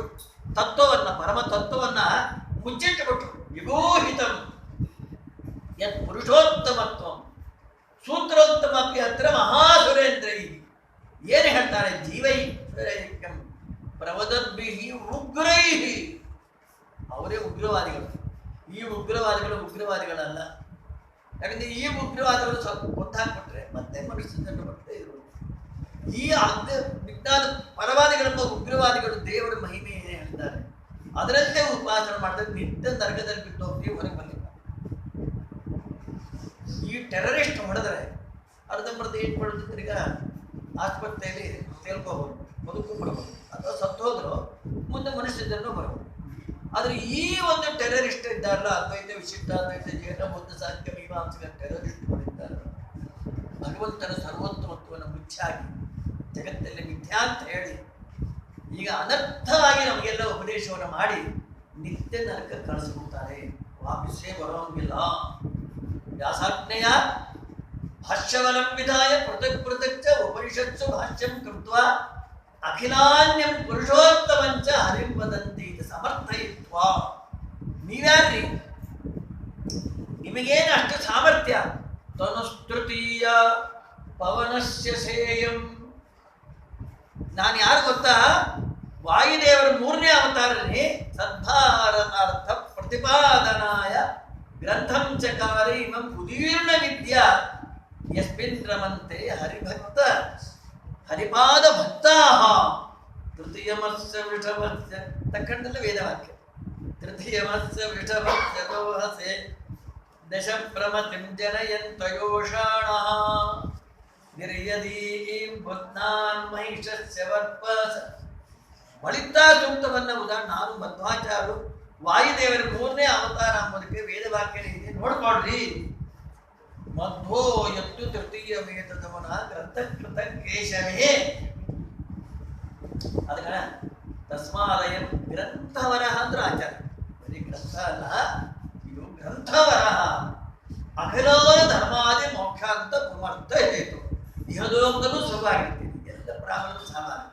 ಮೋಕ್ಷದಲ್ಲಿ ಕೈ ಹಿಡಿದು ಬೈಕೊಟ್ಟು ದೇವರು ಕೂಡಿಸ್ತಾರೆ.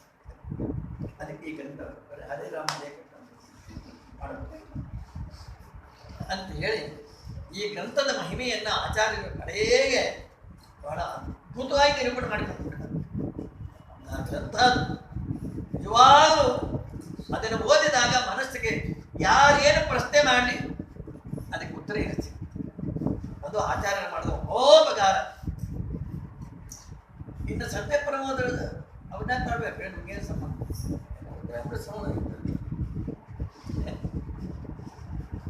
ದೇವರಿಂದ ನೋಡ್ರಿ, ಗುರುಗಳೇ ದಿಕ್ಕರಿ ಅಂತ ಕೆಲವರು ವಾದ.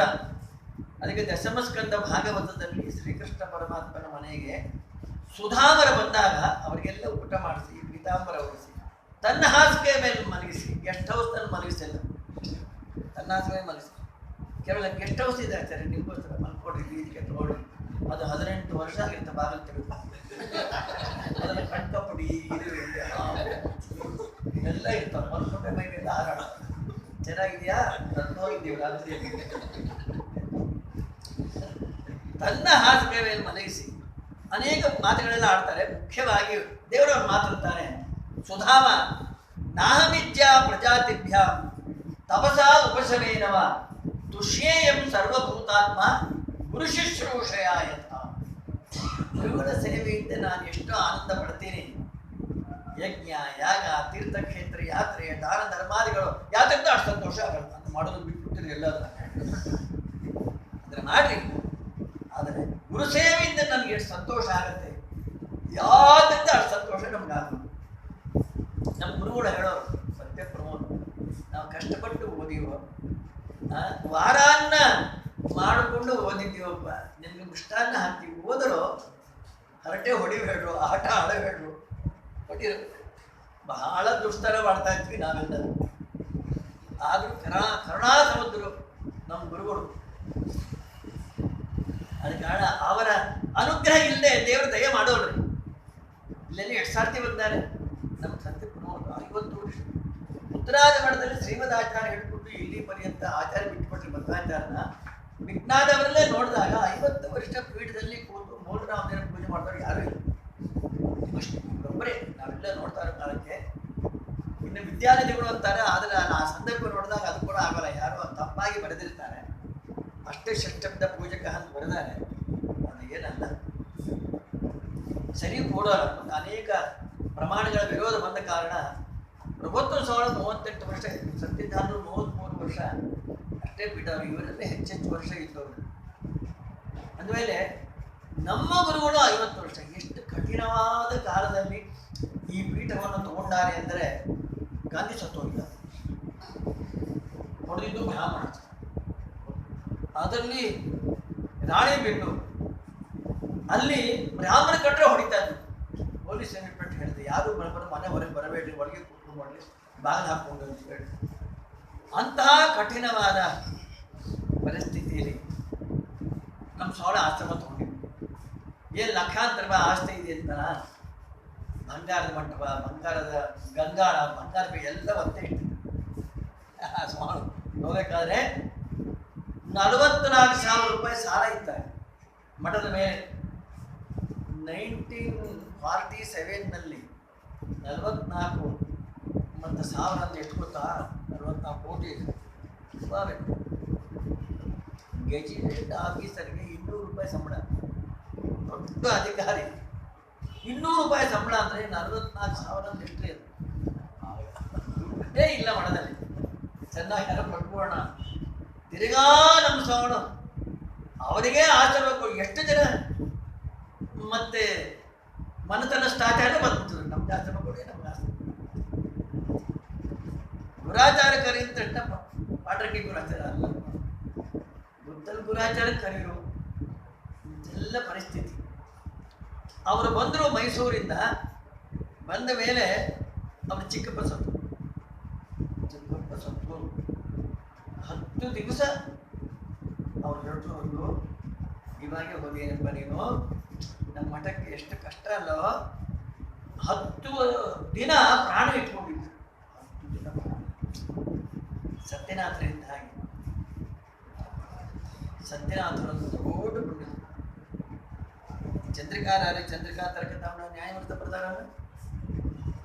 ಅದಕ್ಕೆ ಅದೇ ರೀತಿಯಾಗಿ ಅಭಿನವ ಚಂದ್ರಿಕಾ, ಅಭಿನವ ತಾಂಡವ, ಅಭಿನವ ಅಮೃತ, ಅಭಿನವ ಗದ 4ನೇದೊಂದು. ಅದನ್ನ ಪ್ರಚಾರ ಮಾಡಲಿಕ್ಕೆ ಸತ್ಯಾಭಿನವ ತೀರ್ಥರು, ಒಟ್ಟು ಪಂಚಾಭಿನವ ತೀರ್ಥರು ಅಂತ ಕರೀತಾರೆ. ಸತ್ಯನಾಥರ ಪಾಂಡಿತ್ಯ ಅಪಾರ. ಅವರು ಮಾರ್ಗಶಿರ ಮಾಸ ಏಕಾದಶಿ ಹೋದ್ರು. ದಶಮಿ ಅವ್ರ ಗುರುಗಳ ಆರಾಧನೆ ಸತ್ಯ ಇಟ್ಕೊಂಡು 15 ದಿವಸ ಮೊದಲೇ ಮತ್ತೆ ವಿಷ್ಣು ದೂತರು ಬಂದ್ರಂತೆ. ನೀವು ಆಯ್ತಾ ಬಂದುಬಿಡಿ, ನಮ್ಮ ಗುರುಗಳ ಆರಾಧನೆ ಇದೆ. ನಾನು ಹೊಟ್ಟೋಗ್ಬಿಟ್ರೆ ನಾ ಏನು ಮಾಡಿಕೊಂಡಿದ್ದೇನೆ, ಪಂಡಿತರಿಗೆಲ್ಲ ಕೊಡೋದು, ಬೆಳ್ಳಿ ಬಂಗಾರ ವಸ್ತ್ರ ಶಾಲು ಬಿಲ್ಲದೆಲ್ಲ ಮತ್ತೆ ನನ್ನ ಆರಾಧನೆಗೆ ಮಾಡಿ ಖಾಲಿ ಮಾಡಿಬಿಡ್ತಾರೆ. ನಮ್ಮ ಗುರುಗಳ ಆರಾಧನೆ ಮಾಡಿ ನಾ ಬರ್ತೇನೆ, ಅಲ್ಲಿ ತನಕ ಬರಬೇಕು ಅಂತೇಳಿ ಸತ್ಯನಾಥ ಅಭ್ಯುದಯ ಅಂಬೋ ಇದೆಲ್ಲ ಅವರ ಶಿಷ್ಯರು ಬರೆದ. 15 ದಿವಸ ಪ್ರಾಣ ಹಿಡ್ಕೊಂಡು ದಶಮಿ ದಿವಸ ಆ ಗುರುಗಳ ಆರಾಧನೆ ಮಾಡಿ ಏಕಾದಶಿ ಬಂಡಪ್ಪ ಕರ್ಕೊಂಡು. ದಶಮಿ ಗುರುಗಳ ಆರಾಧನೆ, ಏಕಾದಶಿ ಶಿಷ್ಯರ ಸತ್ಯನಾಥರ ಆರಾಧನೆ, ಮಾರ್ಗಶಿರ ಶುದ್ಧ ಏಕಾದಶಿ, ದಶಮಿ ಅವರ ಆರಾಧನೆ. ಹಾಗೆ 10 ದಿವಸ ಪ್ರಾಣ ಹಿಡ್ಕೊಂಡು ಸತ್ಯಾಭಿಜ್ಞ ತೀರ್ಥರು, ನಮ್ಮ ಗುರುಗಳು ಸತ್ಯಾಭಿಜ್ಞ ತೀರ್ಥರ ವಿಚಾರ ಹೇಳಬೇಕಾದ್ರೆ ನಮ್ಮ ಗುರುಗಳು ಕಣ್ಣೀರು ಬಂದು ಹೋಗ್ತಾರೆ. ಎಷ್ಟು ದೊಡ್ಡ ಪೀಠವನ್ನ ಏನೇ ದುಡ್ಡ್ಯಾರು ಕೊಡ್ಬೋದು. ಟಾಟಾ ಅವನ ಮಗನಿಗೆ ಎಲ್ಲ ಆಸ್ತಿ ಪಾಸ್ತಿ ಕೊಡ್ತಾರೆ, ಮುದ್ರಾಮದಕ್ಕೆ ಕೊಡ್ತಾರೆ, ಬೇದಿಗೆ ಆಸ್ತಿಗಳು ಕೊಡ್ಲಿಕ್ಕಾಗತ್ತೆ. ಇಷ್ಟು ಪಾಂಡಿತ್ಯವನ್ನು ಕೊಡ್ಲಿಕ್ಕಾಗತ್ತ? ಯಾರು ಕೊಡ್ತಾರೆ? ಆ ಪೀಠ ಇದು ಹಂಸನಾಮಕ ಭಗವಂತನ ಪೀಠ. ಅವರಿಗೆ ಕಾಯಿ ಕೊಟ್ಟರು ವೃಂದಾವನಸ್ಥರಾಗಿಬಿಟ್ರು. ಅಲ್ಲಿಕ್ಕೆ ಇರ್ತಾರೆ ಎಲ್ಲ ಕಾಲಕ್ಕೂ. ಉಪದೇಶ ಇಲ್ಲ, ಒಂದೇ ನಮ್ಮ ಗುರುಗಳು ಹೋಗಿ ಅಂತ ಅನ್ಕೊಂಡು ನಾನು ರಾಮದೇವರ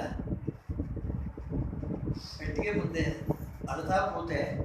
ಸತ್ಯಧ್ಯಾನವನ್ನು ನಾವು ಉಪದೇಶ ಮಾಡ್ತೀವಿ. ನಾವು ಯಾವನ ಹೇಳಿ ಸತ್ಯಧ್ಯಾನ್ರೆ ಎದುರಿಗೆ ಬಂದು ಉಪದೇಶ ಮಾಡೋದು ಅಂತ ಹೇಳಿ ಕಣ್ಣಾರೆ ನೋಡಿರ್ತಾರೆ. ನಮ್ಮ ಸ್ವಾಮಿ ಸುಳ್ಳು ಹೇಳ್ತಾರೆ, ನಮ್ಗೆ ಹೇಗೆ ನಿಜ ಹೇಳಲಿಕ್ಕೆ ಬರೋಲ್ಲ. ನಮ್ಮ ಗುರುಗಳಿಗೆ ಸುಳ್ಳು ಹೇಳಲಿಕ್ಕೆ ಬರ್ತಾ ಇಲ್ಲ. ಅವರೇ ಉಪದೇಶ ಮಾಡೋದು ಅಂತ ಹೇಳಿ ನಮ್ಮ ಗುರು ಹೇಳಿ ಅರ್ಥ ಹೇಳು.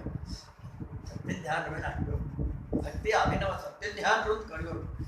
ನಮ್ಮ ಸತ್ಯ ಪ್ರಮೋದನ ಆ ಮಠ ಎಲ್ಲ ತಿದ್ದಿ ಇದು ಮಾಡಿ ಆಸ್ತಿ ಪಾಸ್ತಿ ಮಾಡಿ, ಎಷ್ಟು ಬಂಗಾರದ ತೊಟ್ಲು, ಬಂಗಾರದ ಅಂಬಾರಿ, ನೀವೆಲ್ಲ ನೋಡಿರ್ತೀರಿ, ನಿಮ್ಮ ಊರು ಹಾಕಿದ್ದಾರೆ ಬಂಗಾರದ ಅಂಬಾರಿ.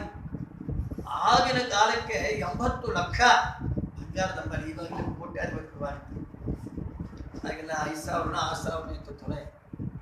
ಹಾಗಾಗಿ 80 ಲಕ್ಷ ಹಾಕಿ ಬಂಗಾರದ ಅಂಬಾರಿ, 1000 ತೊಲೆ ಹಾಕಿ ಬಂಗಾರದ ತೊಟ್ಲು, ಇದೆಲ್ಲ ಸೇವಾ ರೂಪಾಯಿ ಮಾಡಿ ಎಷ್ಟು ಪಂಡಿತರು ಕೊಡ್ತಾರೆ, ಎಷ್ಟು ಬಂಗಾರ ಕೊಟ್ಟಾರೆ, ಎಷ್ಟು ಬೆಳ್ಳಿ ಕೊಟ್ಟಾರೆ. ನಾನೇ 18 ವರ್ಷ ಅವರ ಪಾದ ಸೇವಕನಾಗಿದ್ದೆ ಮಠದಲ್ಲಿ.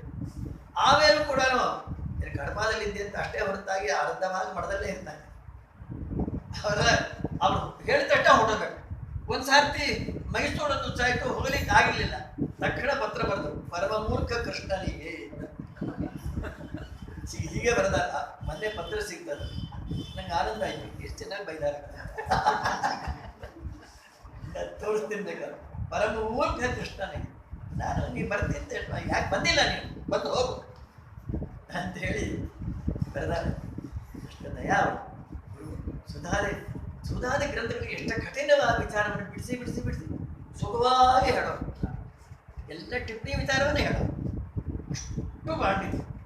ಅವ್ರು ಸುಧಾ ಪಾಠ ಹೇಳ್ತಾ ಇದ್ರೆ ಮಹಾವಲಿ ಗೋಪಾಲಾಚಾರ್ಯ ಬರ್ತಾಯಿದ್ರು ನಮ್ಮನೆ. ಆಗ ಸ್ವಾಮಿ, ನೀವು ಸುಧಾ ಪಾಠ ಹೇಳ್ತಾ ಇದ್ರೆ ಸತ್ಯಧ್ಯಾನೇ ನಿಮ್ಮಲ್ಲಿ ಕೂತ್ಬಿಟ್ಟಿರ್ತಾರೆ ಅಂತೇಳಿ ನಾ ಕಣ್ಣ ಬಾಯಾರೆ ಕೇಳಿ.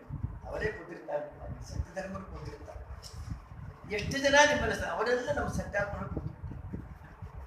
ಹಾಗಾಗಿ ಆ ಗುರುಗಳ ದಯ ಇಲ್ಲದೆ ದೇವರ ದಯ ನಮ್ಮ ಅಪ್ರಾಣ ಆಗೋಲಾದ ಕಾರಣ ನಮ್ಮ ಗುರುಗಳ ಶತಮಾನೋತ್ಸವದಲ್ಲಿ ಈ ಅದ್ಭುತವಾದ ಗ್ರಂಥವರದ ಉಪನ್ಯಾಸ ನಮ್ಮ ಗುರುರಾಜ ಹೇಳ್ತಾರೆ. ಬಂದಿದ್ದೆ ನಾನು ಬರ್ಲಿಕ್ಕೆ ಆಗೋಲ್ಲ, ಕೈ ನೋವುತ್ತೋ, ಆಕ್ಸಿಡೆಂಟ್ ಆಗಿ ಬಿಟ್ಟು ಆಮೇಲೆ ಸಣ್ಣ ಪುಟ್ಟ ಅನ್ಕೊಂಡ್ಬಿಟ್ಟೆ. ಅಯ್ಯೋ ದೊಡ್ಡ ಆಪರೇಷನ್, 4 hours ಆಪರೇಷನ್ ಮಾಡಿ ಏನೋ 10,000 20,000 ಅಂದ್ರೆ 1 ಲಕ್ಷ ಹಿಡಿದ್ಬಿಟ್ಟ. ಆದರೆ ಅದು 4 ಲಕ್ಷ ಆಗೋದು ನಿಮಗೋಸ್ಕರ ಎಲ್ಲಿ ಎಕ್ಸೈಸ್ ಮಾಡ್ಬೇಕಿಲ್ಲ, ಇನ್ನ ಕೈ ಎತ್ತಲಿಕ್ಕೆ ಬರ್ತಾ ಇಲ್ಲ, ಯಾರು ಹೊಡಿಲಿಕ್ಕೆ ಬರಲ್ಲ.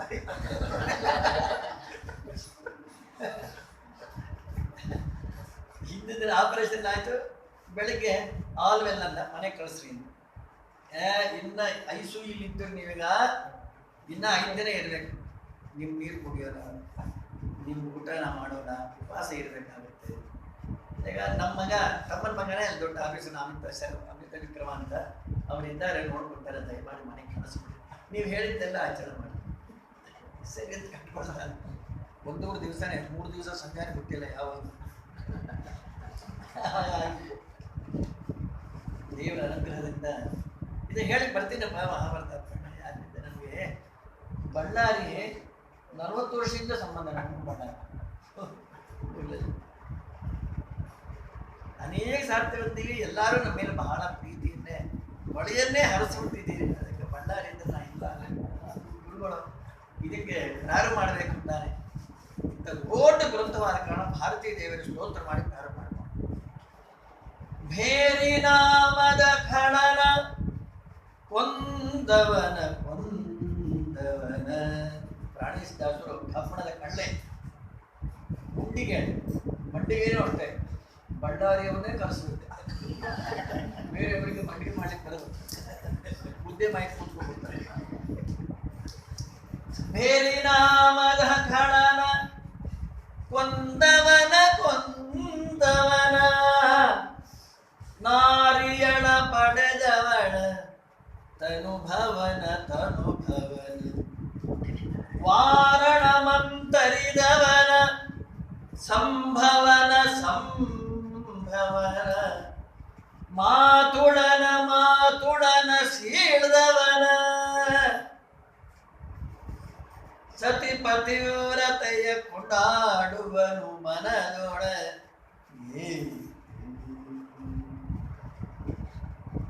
ಕಷ್ಟ. ಭೇರಿ ನಾಮದ ಖಳನ ಸುಖವಾಗಿರೋ ಹಾಡುಗಳನ್ನ ಏನೇನೋ ಮಾಡಿ ಅಪಾರ್ಥ ಮಾಡ್ಕೊಂಡು ಒದ್ದಾಡ್ಬಿಡ್ತಾರೆ. ಸುಖವಾಗಿರುತ್ತೆ. ಆಚಾರ್ಯ ವರಲಕ್ಷ್ಮಿ ಪೂಜೆ ಮಾಡಬೇಕಾದ್ರೆ ಸಕ್ಕರೆ ತುಪ್ಪ ಕಾಲು ಒರೆಸ್ಕೋಬೇಕ, ಜಾರ್ಕೊಂಡು ಬಿದ್ದು ಹೋಗ್ಯಮ್ಮ, ಸರಿಯಾಗಿದ್ದೇನೆ ಜಾರ್ಕೊಂಡು ಬಿಡ್ತಾ ಇರ್ತೀನಿ, ಕಾಲು ತುಪ್ಪ ಹಚ್ಕೊಂಡ್ರೆ ಪುರಂದಾಸರು ಹೇಳಿದ್ದವ್ರಿ. ನನಗೂ ಎಷ್ಟು ಹಾಡು ಬರುತ್ತಮ್ಮ, ಹೇಳು ಮಾಡಿ.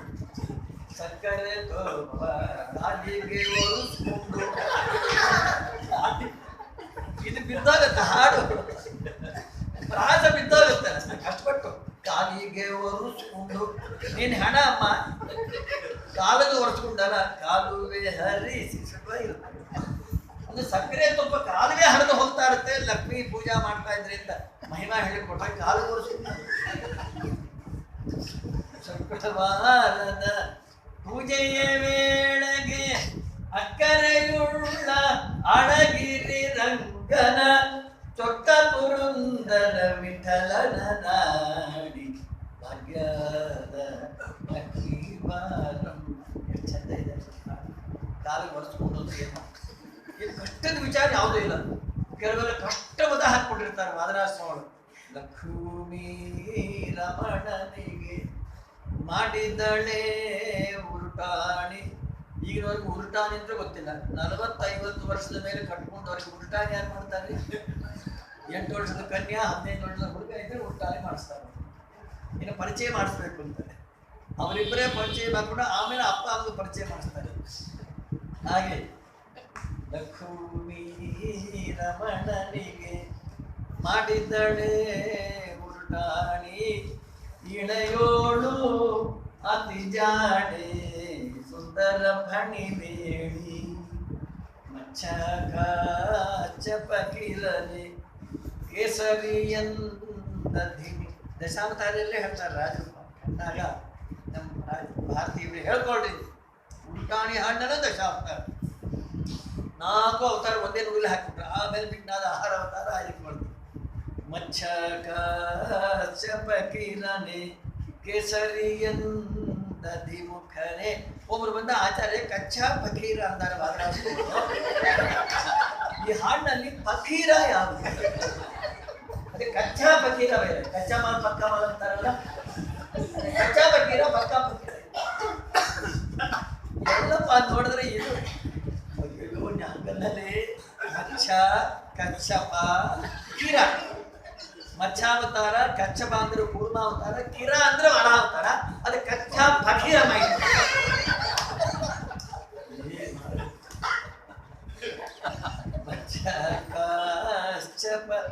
ಕಿರ ಅಂದ್ರೆ ಒಳಾವತಾರ. ಕೇಸರಿಯಂದದಿ ಮುಖನೆ ಸ್ವಚ್ಛ ಭಣೆಯನ್ನು. ಕೆಲವು ಕಷ್ಟ ಆಗುತ್ತೆ ಶಬ್ದಗಳೆಲ್ಲ ಹಾಗೆ. ಮಾತ್ರ ವಿಜಯದಾಸನ ಮತ್ತು ಸುಳ್ಳಾದಿಗಳಿದೆಲ್ಲ ಕೆಲವು ಅರ್ಥನೇ ಆಗೋಲ್ಲ, ಇಷ್ಟು ಕಠಿಣವಾಗಿರುತ್ತೆ. ಅರ್ಥ ಆಗಬೇಕು ಅಂತ ಮಾಡ್ಕೊಳ್ತೀವಿ. ದೊಡ್ಡವ್ರ ಹತ್ರ ಹೋಗಿ ಭೇರಿ ನಾಮದ ಖಳನ, ಭೇರಿ ನಾಮದ ಖಳ. ರಾಮಾವತಾರದಲ್ಲಿ ದುಂದುಬಿ ಅಂತ ಒಬ್ಬರಿದ್ದಾರೆ. ಸಂಸ್ಕೃತದಲ್ಲಿ ದುಂದುಬಿ ಇರ್ತಾರೆ, ಕನ್ನಡದಲ್ಲಿ ಭೇರಿ ಬಾರಿಸೋದು ಅಂತಾರೆ. ಭೇರಿ ನಾಮದ ಖಳನ, ಖಳ ಅಂದ್ರೆ ದುಷ್ಟ. ಭೇರಿಯ ಹೆಸರುಳ್ಳ, ದುಂದುಬಿ ಎಂಬ ಹೆಸರುಳ್ಳ ಖಳನ ಕೊಂದವನ. ವಾಲಿ ಸಂಹಾರ ಮಾಡಿದ್ದವನು. ಅವನ ಕೊಂದವನ, ವಾಲಿನ ಕೊಂದವರು ರಾಮಚಂದ್ರ ದೇವರು. ಅವನ ಸತಿಯ, ರಾಮದೇವರ ನಾರಿ ಸೀತಾದೇವಿಯರು. ಅವಳ ಪಡೆದವಳ, ರಾಮದೇವರ ನಾರಿಯ ಪಡೆದವಳು ಭೂದೇವಿ. ಭೂದೇವಿಯ ತನುಭವನ, ತನುಭವ ಅಂದ್ರೆ ಮಗ ಅಂತ. ಭೂದೇವಿ ಮಗ ಯಾರು? ನರಕಾಸುರ. ನರಕಾಸುರ ಮಗ ಭಗದತ್ತ. ಅವನ ವಾರಣ ಮಂತರಿದವನ, ಭಗದತ್ತನ ಆನೆಯನ್ನು ಕೊಂದವನು. ಸುಪ್ರತೀಕ ಅಂತ ಹೇಳಿ ಆನೆ, 10,000 ಆನೆ ಬಲ. ಅದಕ್ಕೆ ಐರಾವತ ಕುಲೋತ್ಪನ್ನ ಅಂದ್ರೆ ಆಚಾರ. ಐರಾವತ ವಂಶದಲ್ಲಿ ಹುಟ್ಟಿದ್ದಂತೆ ಈ ಆನೆ ಚತುರ್ದಂತ ಯುಕ್ತ. ಸಾಮಾನ್ಯ ಆನೆ, ಗಂಡ ಆನೆಗೆ ಇಲ್ಲೊಂದಲ್ಲಿ 2 ಆನೆ ಇರುತ್ತೆ, ಹೆಣ್ಣಾನೆಗೆ ದಂತ ಇರೋರು 2 ದಂತ. ಅಲ್ಲಿ ಚತುರ್ದಂತ ಯುಕ್ತ ಅಂದ್ರೆ ಆಚಾರ. ಬೆಳ್ಳಗಿರ್ತದೆ. 10,000 ಆನೆ. ಆನೆಯೇ ಬಲಿಷ್ಠ ಮುಂದೆ ಅದು. ಅದಕ್ಕೆ 10,000 ಆನೆ ಬಲ. ಅದಕ್ಕೆ ಹೇಗೆ ದುರ್ಯೋಧನ ಪಕ್ಕಕ್ಕೆ ಹೋಗ್ಬಿಟ್ಟಿದ್ದ. ಹಾಗಾಗಿ ಪಾಂಡವರ ಸೇನೆ ಚಿನ್ನಾಭಿನ್ನ. 14ನೇ ದಿವಸ ಯುದ್ಧದಲ್ಲಿ ಆ ಪಾಂಡವರ ಸೇನೆ ಎತ್ತೆನ್ನು ಬಿಸಾಕ್ಬಿಡ್ತಾ ಇತ್ತು. ಯಾರ ರಥ ಸಮೇತ ಆ ಆನೆಗಳಲ್ಲಿ ಹೆಗನೆಗೆ ಎತ್ತ ಹಾಕ್ಬಿಡ್ತಾ ಇತ್ತು. ಪುಟ್ವಾಲಿ ಎತ್ತು ಹೊಂದನ್ನು. ಆದರೆ ಭೀಮಸೇನ ದೇವರು, ಅಭಿಮನ್ಯು ಇಬ್ಬರು ಅದನ್ನು ಕಂಟ್ರೋಲ್ ಮಾಡ್ತಾ ಇದ್ರು. ಅಶಕ್ಯ ಆಗಿತ್ತು. ಹಾಗಾಗಿ ದೇವರನ್ನ ಅರ್ಜುನ ಅವನ ಆನೆಯನ್ನ ವೈಷ್ಣವಾಸ್ತ್ರ ತಗೊಂಡ್ತಾ ಇದ್ದಾನೋ, ನಾವಲ್ಲಿ ಹೋಗ್ಬೇಕು. ಅವರಲ್ಲಿ ಸಂಶಕ್ತನ ಅಡ್ಡ ಹಾಕ್ಬಿಟ್ರು. ಬಿಡಬೇಡ್ರಿ ಅಂತ. ಹಾಗೂ ಸಂಮೋಹನಾಸ್ತ್ರ ಹಾಕ್ಬಿಟ್ರು. ಅರ್ಜುನ ಸಂಮೋಹನಾಸ್ತ್ರ ಹೊಡೆದ, ಎಲ್ಲ ನಿದ್ದೆ ಹೊಡೆದ್ಬಿಟ್ರು. ಕೆಲವರೆಲ್ಲ ಇವನಿಗೆ ಅವನ ಅರ್ಜುನ, ಅವನಿಗೆ ಇವನ ಅರ್ಜುನ, ಅವನು ಇವನ್ ನೋಡಿ ಇವನ್ನ ನೋಡ್ತಾರೆ ಹೋದಾಮ್ರ ಅಂತ ಅವ್ರು ಹೊಡೆದಾಡ್ಬಿಟ್ಟು ಈಗ ಆ ಭೀಮಸೇನ ದೇವರು ಅಭಿಮನ್ಯು ಹೇಳ್ತಾ ಇದೆ, ವೈಷ್ಣವಾಸ್ತ್ರವನ್ನು ಎತ್ತದ ಭಗದತ್ತ ಆ ಭೀಮಸೇನ ದೇವರಿಗೆ ಮಧ್ಯೆ ಒಂದು ರಥ ನಿಂತು ಪಟ್ಟಂತೆ. ಭಗದತ್ತ ಅಂತ ನಾನು ಅರ್ಜುನನಿಗೆ ಹೊಡಬೇಕು ಅಂತಿದ್ದು. ಏನು ಭೀಮ ಪರವಾಗಿಲ್ಲ, ಸೆಕೆಂಡ್ರಿ ಅಂತ. ಭೀಮಸೇನ ದೇವರು ಸೆಕೆಂಡ್ರಿ. ಹಾಗಾಗಿ ನೀನೇ ಬಂದಿ, ಆನಂದ ಆಯ್ತು ಅಂತ ಹೇಳಿ ಹೊಡೆದ. ನೋಡ್ರಿ ಅರ್ಜುನನ ಮೇಲೆ ಸಾಮಾನ್ಯ ಈ ಸಿನಿಮಾ ಟಿವಿಲಿ ನೋಡ್ತಾ ಇರ್ತಾರೆ. ನಾಗಾಸ್ತ್ರ ಹಾಕಿದ್ರೆ ಗಾರ್ಡಾಸ್ತ್ರ ಹಾಕ್ತಾರೆ, ಆಗ್ನೇಯಾಸ್ತ್ರ ಹಾಕಿದ್ರೆ ಮಾರಣಾಸ್ತ್ರ ಹಾಕ್ತಾರೆ. ಈಗ ಅಸ್ತ್ರಗಳೆಲ್ಲ ಬಾಣ ಹಾಕ್ತಾರೆ, ಇವನು ಮಾಡ್ತಾರೆ. ಅದು ಒಂದು ನೋಡಿದ್ದಲ್ಲ. ಅರ್ಜುನ ಏನೇನೋ ಅಸ್ತ್ರ ಹೊಡೆದ, ಮುಂತಾನೆ ಬಂದ್ಬಿಟ್ಟು ಆ ವೈಷ್ಣವಾಸ್ತ್ರ ಯಾರು ಏನು ಮಾಡಿ ಬರೋದಿಲ್ಲ. ನೋಡೋ ಜನ ಹಾಕೊಂಡ್ರು ಅರ್ಜುನ ಸತ್ತು ಹೋಗ್ತಾನೆ. ಬೇರೆಯಿಂದ ಬಂದ್ರೆ ವೈಷ್ಣವಾಸ್ತ್ರ ಅದು ಒಂದು ಸೆಕೆಂಡಲ್ಲಿ ಅರ್ಜುನ ಪೀಸ್ ಆಗ್ಬಿಡ್ಬೇಕಾಯ್ತು. ಕೂತ ದೇವರು ಎದ್ದು ನಿಂತ್ಕೊಂಡ್ಬಿಟ್ಟ. ಸಾರಥ್ಯ ಮಾಡ್ತಾ ಕೂತಿದ್ದಲ್ಲ, ಎದ್ದು ನಿಂತ್ಕೊಂಡ್ಬಿಟ್ಟು ಸೆಕೆಂಡಲ್ಲಿ ದೇವರು ಎದೆಗೆ ಬಡಿತು. ವೈಜಯಂತಿ ಮಾಲಾ ಬಭೂವ. ದೇವರು ಎದೆಗೆ ಬಡಿತು, ವೈಜಯಂತಿ ಮಾಲಾ ಆಗಿಬಿಡ್ತು. ಅರ್ಜುನ ಅಂತ ನಾನಷ್ಟೇ ಯುದ್ಧ ಮಾಡೋನು, ನಾನಷ್ಟೇ ಅದನ್ನು ಧಾರಣ ಮಾಡಬೇಕು, ನೀ ಯಾಕೆ ಅಡ್ಡ ಬಂದೆ? ನೆಗೆದು ಬಿದ್ದು ಹೋಗ್ತಾ ಇದ್ದೀನಿ. ಅಸ್ಥಿ ಕೂಡ ಸಿಗ್ತಾ ಇಲ್ಲ ಅಸ್ಥಿ ಸಂಚೀನಕ್ಕೆ. ನೀವು ಹೊಡೆಯವನ್ನ ಒಂದು ಬಾಣದಿಂದ ಭಗದತ್ತನ್ನ ಇನ್ನೊಂದು ಬಾಣದಿಂದ ಆನೆ ನೋಡದೆ ಎರಡು ಕತ್ತರಿಸಿ ಬಿಟ್ಟೋಯ್ತು. ಹಾಗಾಗಿ ಭೂದೇವಿಯ ತನುಭವನ ನರಕಾಸುರನ ತನುಭವನ ಮಗನ ಭಗದತ್ತನ ವಾರಣಮಂತರಿದವನ ಆನೆಯನ್ನು ಕೊಂದವನು ಯಾರು? ಅರ್ಜುನ. ಅವನ ಸಂಭವನ ಅಭಿಮನ್ಯು, ಅವನ ಸಂಭವನ ಅವನ ಮಗ ಅಂದರೆ ಪರೀಕ್ಷಿನ್ ಮಹಾರಾಜ, ಅವನ ಮಾತುಳನ ಪರೀಕ್ಷಿನ್ ಮಹಾರಾಜನ ಮಾತುಳ ಸೋದರ ಮಾವ ಯಾರು ಅಂತ ಕೇಳಿದ್ರೆ ಉತ್ತರ ಕುಮಾರ. ಉತ್ತರಾದೇವಿ ಮಗ ಪರೀಕ್ಷಿನ್ ಮಹಾರಾಜರು, ಉತ್ತರಾದೇವಿ ಅಣ್ಣನೇ ಉತ್ತರ ಕುಮಾರ, ಸೋದರ ಮಾವ ಪರೀಕ್ಷಿನ್ ಮಹಾರಾಜನ ಮಾತುಳನ ಸೋದರ ಮಾವನ. ಅವನ ಸೋದರ ಮಾವ ಯಾರು? ಕೀಚಕ. ಕೀಚಕನ ಸೀಳದವನ. ಹಾಗೆ ಒಂದೇ ಕೈಯಿಂದ ಬುದ್ಧಿ ಮಾಂಸದ ಮುದ್ದೆ ಮಾಡಿ ಹಾಕ್ಬಿಟ್ಟು ಅಂತಹ ಭೀಮಸೇನ ದೇವರ ಸತಿಪತಿಯೂರತೆಯ ಕೊಂಡಾಡುವೆನು ಅನುದಿನದೀ. ದ್ರೌಪದಿ ದೇವಿಯನ್ನ, ಅನಂತ ವೇದಾಭಿಮಾನಿಯನ್ನ. ಯಾರು ದ್ರೌಪದಿ ದೇವಿಯರು? ಗರುಡ ಶೇಷ ಶಶಂಕದಳ ಶೇಖರರ ಗುರುವೇನು ಸ್ತುತಿಯ ಮಾರುತನ ನಿಜ ಪತ್ನಿ ಅಂತಾರೆ ಜಗನ್ನಾಥದಾಸರು. ವಾಯುದೇವರ ಹತ್ರ ಓದ್ತಾರೆ, ರಾತ್ರಿ ಭಾರತೀ ದೇವರ ಹತ್ರ ಟ್ಯೂಷನ್ ಬರ್ತಾರೆ. ಈ ಮೂರು ಜನ, ಎರಡು ದೇವರು, ಶೇಷ ದೇವರು, ರುದ್ರದೇವರು ಭಾರತೀ ದೇವರ ಹತ್ರ ಟ್ಯೂಷನ್ ಬರ್ತಾರೆ. ಅಂತ ಭಾರತೀ ದೇವಿಯರು ಅನುಗ್ರಹ ಮಾಡಲಿ ಅಂತ ಹೇಳಿ ನಾರಾಯಣಾಯ ಪರಿಪೂರ್ಣ ಪುನರ್ಣವಾಯ ವಿಶ್ವೋದಯ ಸ್ಥಿತಿರಯೋ ನೀತಿಪ್ರದಾಯ ಜ್ಞಾನಪ್ರದಾಯ ವಿಬುಧಾ ಸೌಖ್ಯ ದುಃಖ ಸತ್ಕಾರಣಾಯ ವಿತತಾಯ ನಮೋ ನಮಸ್ತೆ. ನಮೋ ನಮಃ ಎರಡು ಸರ್ತಿ ನಮಃ, ಎರಡೆರಡು ಸರ್ತಿ. ಅದು ತೇ ಅಂತ ನಿಮಗೆ ರೇ, ಎದುರಿಗಿದ್ದವ್ರಿಗೆ ನಿಮಗೆ ಇರ್ತಾರೆ, ಎಲ್ಲೋ ಇದ್ದರೆ ನಿಮಗೆ ಇರ್ತಾರೆ. ದೇವರಿಗೆ ತೇ ಅಂದ ಮೇಲೆ ದೇವರಿಗೆ ಈ ಗ್ರಂಥ ಬರೀಬೇಕಾದ್ರೆ ದೇವರಿಗೆ ಎದುರು ಕೂತ್ಕೊಂಡ್ಬಿಟ್ಟಿದ್ದ ಮಧ್ವಾಚಾರ್ಯ ಎದುರಿಗೆ. ನಮೋ ನಮಃ, ನಮೋ ನಮಃ ಆದರಾದ್ಯುಕ್ತಿ ಅಲ್ವಾ?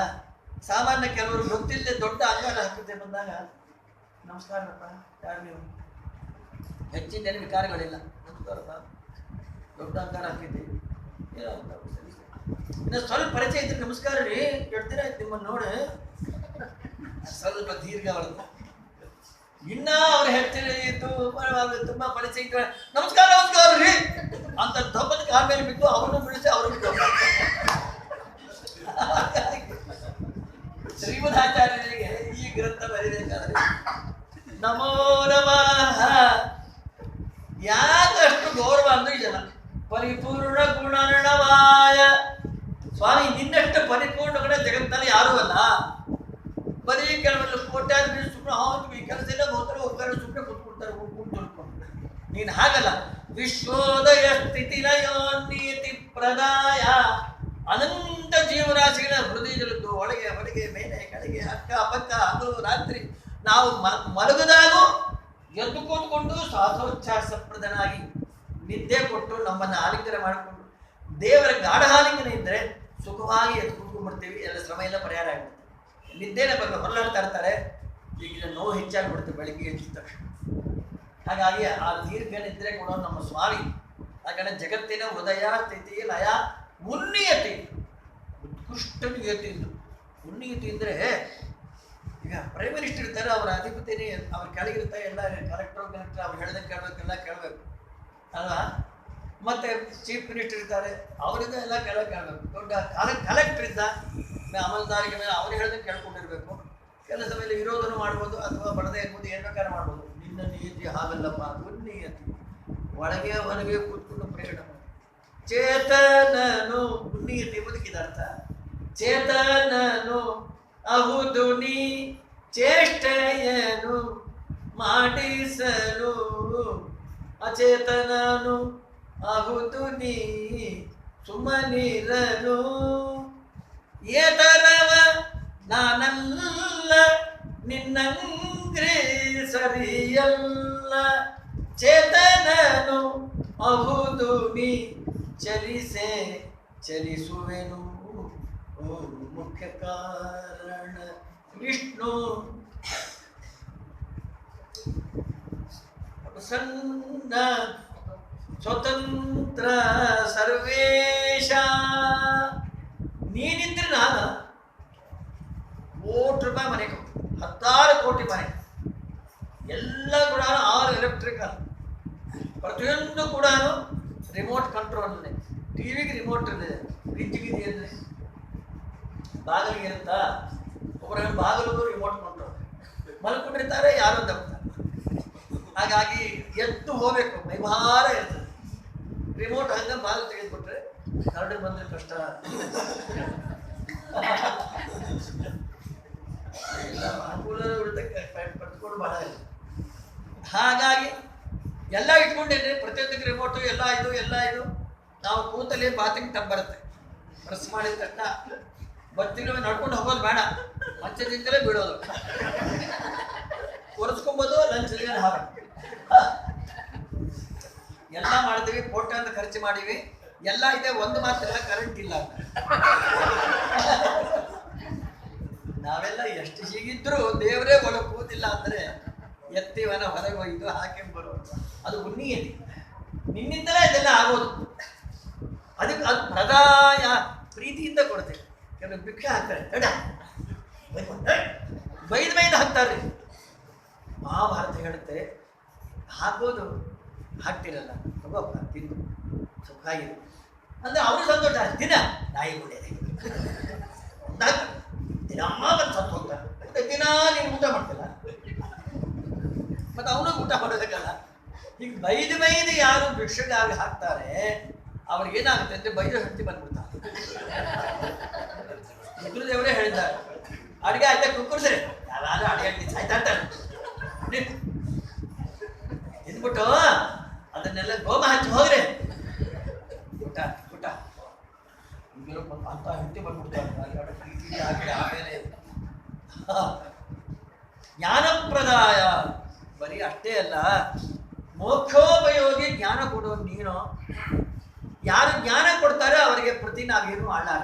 ಅದಕ್ಕೆ ಗುರುಗಳು ಕಾಲು ಹಿಡ್ಕೊಂಬೋದು. ಅದಕ್ಕೆ ಆ ಜ್ಞಾನ ಕೊಡ್ತಾರಲ್ಲ ಭಗವಂತನ ವಿಶೇಷ ಜ್ಞಾನ. ನಾಳೆ ನೋಡಿ ಆ ಏನು ಭಗವಂತನ ಜ್ಞಾನ ಏನೇನು ವಿಶೇಷ ಇದೆ, ಏನೇನು ತಿಳ್ಕೋಬೇಕಾದ್ರು ಏನೂ ಗೊತ್ತಾಗಿಲ್ಲ ಅಂಬೋದನ್ನ ಅನೇಕ ವೇದಗಳು, ಪುರಾಣ ವಾಕ್ಯಗಳು, ಲೌಕಿಕವಾದ ದೃಷ್ಟಾಂತಗಳು ಕೊಟ್ಟು ಆಚಾರ್ಯ ಸಮರ್ಥನೆ ಮಾಡಿಕೊಡ್ತಾರೆ.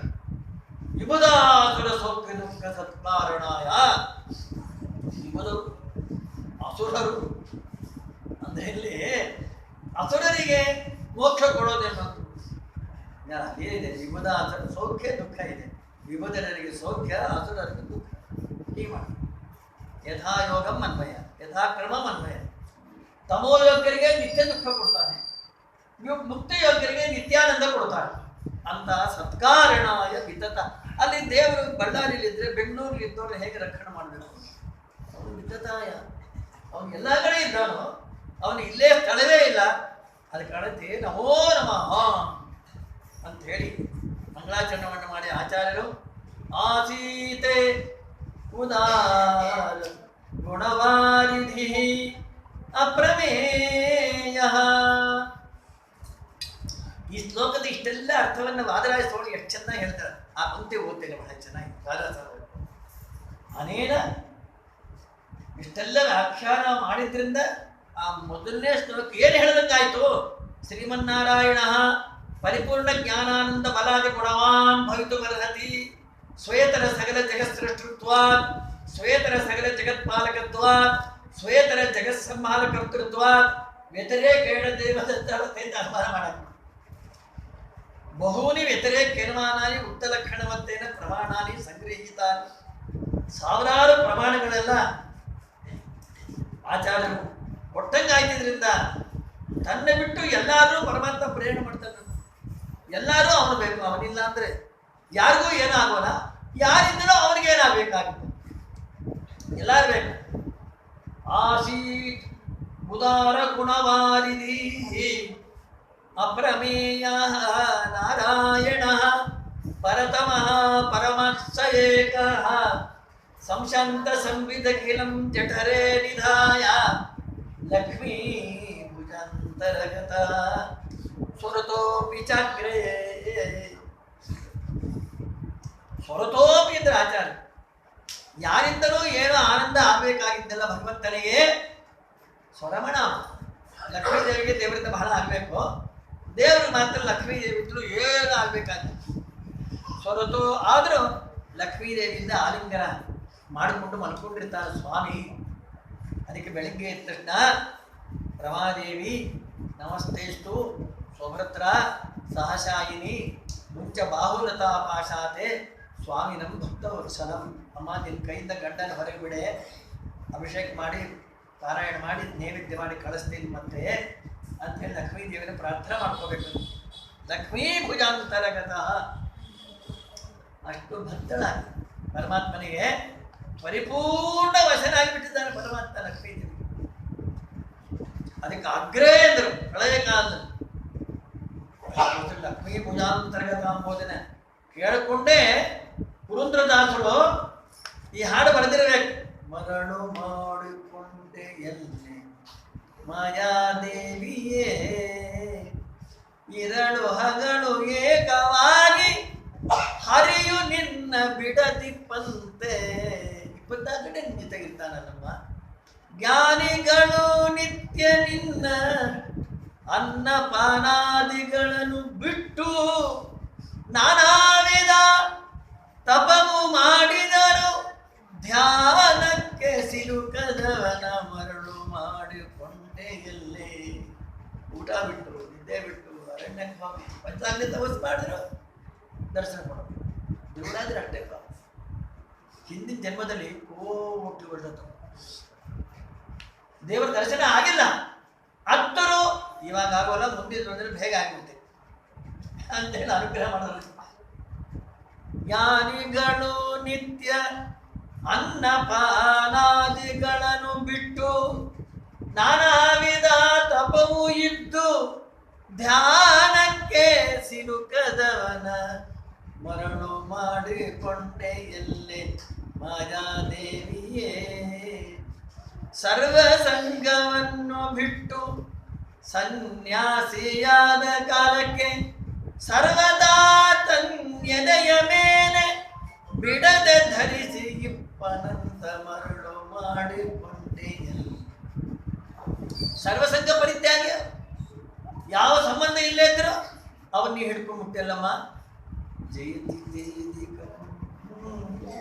ಈ ಅರ್ಥ ಸತ್ತದ ಮೇಲೆ ಬರೀತಾರೆ. ಕೆಲವರೆಲ್ಲ ಹೆಂಡತಿ ಮೇಲೆ ಕೋಪಿಂದ ಸನ್ಯಾಸ ತಗೊಂಡ್ಬಿಡ್ತಾರೆ. ವೈರಾಗ್ಯ ಎಲ್ಲ ಒಂದೂ ಇಲ್ಲ. ಬೆಂಡೆಕಾಯಿ ಹುಳಿ ಮಾಡಿ ಚೌಳೆಕಾಯಿದೆ ಮಾಡ್ತೀನಿ. ಬೆಂಡೆಕಾಯಿ ಚೌಳೆಕಾಯಿ ಜಗಳ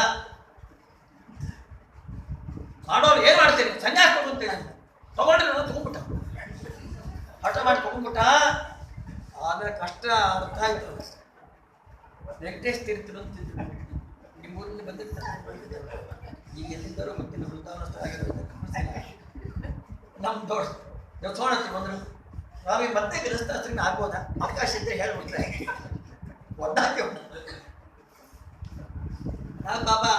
ಆ ಸನ್ಯಾಸಿಗಳಿಗೆ ಬೆಂಡೆಕಾಯಿ ಸೋಳ ಅಂತ ಏನು ಹೆಸರಿಟ್ಕೊಂಡಿದ್ರು ಗೊತ್ತಿಲ್ಲ, ಬೆಂಡೆಕಾಯಿ ಸೋಳ ಅಂತ ಕರೀತಾರೆ. ಆಮೇಲೆ ಸತ್ಯಧ್ಯಾನ ಹತ್ರ ಬಂದು ಕಷ್ಟ ಇದೆ, ಕೋಪಿಯಿಂದ ತಗೊಂಡ್ರೆ ಮತ್ತೆ ಗೃಹಸ್ಥಾಸ್ತ್ರ ಆಗ್ಬೋದಾ ಸ್ವಾಮಿ, ಒಂದು ಹೊರಗೆ ಅಂತ ಮೂರ ಅಲ್ಲಿ ಹೋದ್ರೆ ಸ್ವಾಮಿ ಬರ ಹಂಗಿತ್ತು. ಹಾಗಾಗಿ ದೇವರನ್ನಂತೆ ಗೋಪಿಕಾಸ್ತ್ರೀಯರನ್ನ ನಾವು ಸನ್ಯಾಸ ತಗೊಂಡ್ಬಿಡ್ತೀನಿ, ಇಷ್ಟೆಲ್ಲ ಪ್ರಾಣ ತೆಗಿತಾ ಇದ್ದೀರಿ. ಅವರಂದ್ರು ಜಗತ್ತಲ್ಲಿ ಯಾರು ತಗೊಂಡ್ರೆ ನೀನು ತಗೊಂಬೋ ಹಾಗಿಲ್ಲ. ಏ ಜಯತಿ ಇದೆಯಲ್ಲ, ಜಾನ್ ಪದಚ್ಛೇದ ಮಾಡಿದ್ರು, ಯತಿತ ಅಂತ ಪದಚ್ಛೇದ ಮಾಡಿ, ಜಯತಿ ತೇ ಇದೆಯಲ್ಲ ತಾಯಿ ಕಡೆ ಹಾಕ್ಬೋದು, ಯತಿತ ಇದಿಕಂ ಪದಚ್ಛೇದ ಮಾಡಿ ಹೇ ಜಯಿಸಿ ಇಲ್ಲ ಅಂದ್ರೆ ಶ್ರೀಹರಿ ತೇ ಯತಿತಾನೋಚಿತ. ಜಗತ್ತಲ್ಲಿ ಯಾರು ಬೇಕಾದ್ರೂ ಸನ್ಯಾಸ ತಗೋಬಹುದು, ನೀ ತಗೋಬೋ ಹಾಗಿಲ್ಲ. ಯಾಕೆ ತಗೋಬಾರ್ದು? ಶ್ರಯತ ಇಂದಿರ ಸಾಧು ತಂತ್ರ 24 ಗಂಟೆ ಹೆಂಡತಿನ ಮಕ್ಕಳದಲ್ಲಿ ಕೂಡಿಸ್ಕೊಂಡಿರ್ತೀವಿ, ಹಿಂಗಾಗ ಸನ್ಯಾಸ ನೀ ತಗೊಂಬೋ ಹಂಗಿಲ್ಲ. ಯಾಕೆ ಹೆಂಡತಿ ಒಳಗೆ ಕೂತ್ಕೊಂಡ್ಬಿಟ್ಟಿದ್ದಾಳಲ್ಲ, ಹೆಂಡತಿ ನೋಡಬಾರ್ದು ಅಂತಿದೆ. ಸರ್ವ ಸಂಘವನ್ನು ಬಿಟ್ಟು ಸನ್ಯಾಸಿಯಾದ ಕಾಲಕ್ಕೂ ಸರ್ವದಾ ತನ್ನ ಎದೆಯ ಮೇಲೆ ಬಿಡದೆ ಧರಿಸಿಕೊಂಡೆ ಮರಳು ಮಾಡಿಕೊಂಡೆ ಎಲ್ಲಿ ಪ್ರಳಯ ಕಾಲದಲ್ಲಿ ಆಲದೆಲೆಯ ಮೇಲೆ ಮಲಗಿಪ್ಪ ಹಲವು ಆಭರಣಗಳು ಜಲವು ಆಗಿ ಜಾಣತನದಿಂದ ಮರಳು ಮಾಡಿಕೊಂಡೆ ಎಲ್ಲಿ ಕತ್ರು ಲಕ್ಷ್ಮೀದೇವಿ ಆದಲೇ ಲಕ್ಷ್ಮೀದೇವಿ ಹೊಗಳೋಳು ಲಕ್ಷ್ಮೀದೇವಿ ನೀರನು ಲಕ್ಷ್ಮೀದೇವಿ ಹಂಗೆ ಮಾಡ್ಕೊಂಡ್ಬಿಟ್ಟಿಲ್ಲಮ್ಮ ಮಕ್ಕಳ ಪಡೆದರೆ ನಿನ್ನ ಚೊಕ್ಕತನು ಹೋಗುವುದೆಂದು ನೀವೇ ಹಡ್ಕೊಂಡ್ಬಿಡ್ರಿ ನಾ ಎಷ್ಟು ಕೂತೀನಟ್ಟೆ ಮಕ್ಕಳ ಪಡೆದರೆ ನಿನ್ನ ಚೊಕ್ಕತನವು ಹೋಗುವುದೆಂದು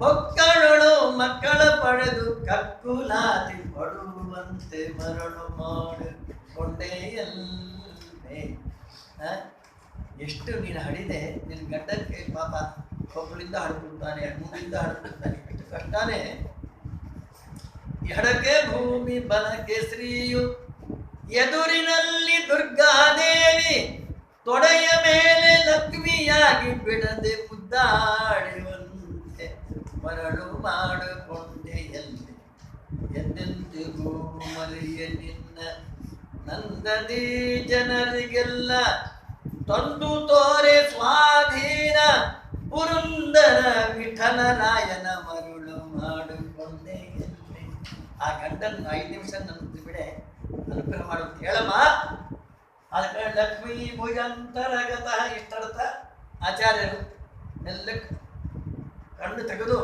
ದೇವರು ಹೊಟ್ಟೆಯಲ್ಲಿ ನೋಡ್ದ ಎಲ್ಲ ನಿದ್ದೆ ಹೊಡೆದ್ಬಿಟ್ಟು ಪರೀಕ್ಷೆ ಹತ್ತಿರ ಬಂತು ಮಕ್ಕಳೆಲ್ಲ ಪರೀಕ್ಷೆ ಬರೀಬೇಕು ಮುಸುಕು ಹಾಕೊಂಡು ಬಿಟ್ಕೊಂಡಿದ್ರೆ ತಂದೆ ತಾಯಿ ಸುಮ್ಮನೆ ಇರ್ತಾರೆ ಅಂದರೆ ಹಾಗಾಗಿ ಏನು ಮಾಡಿದ ನಾಳೆ ಹೇಳೋಣ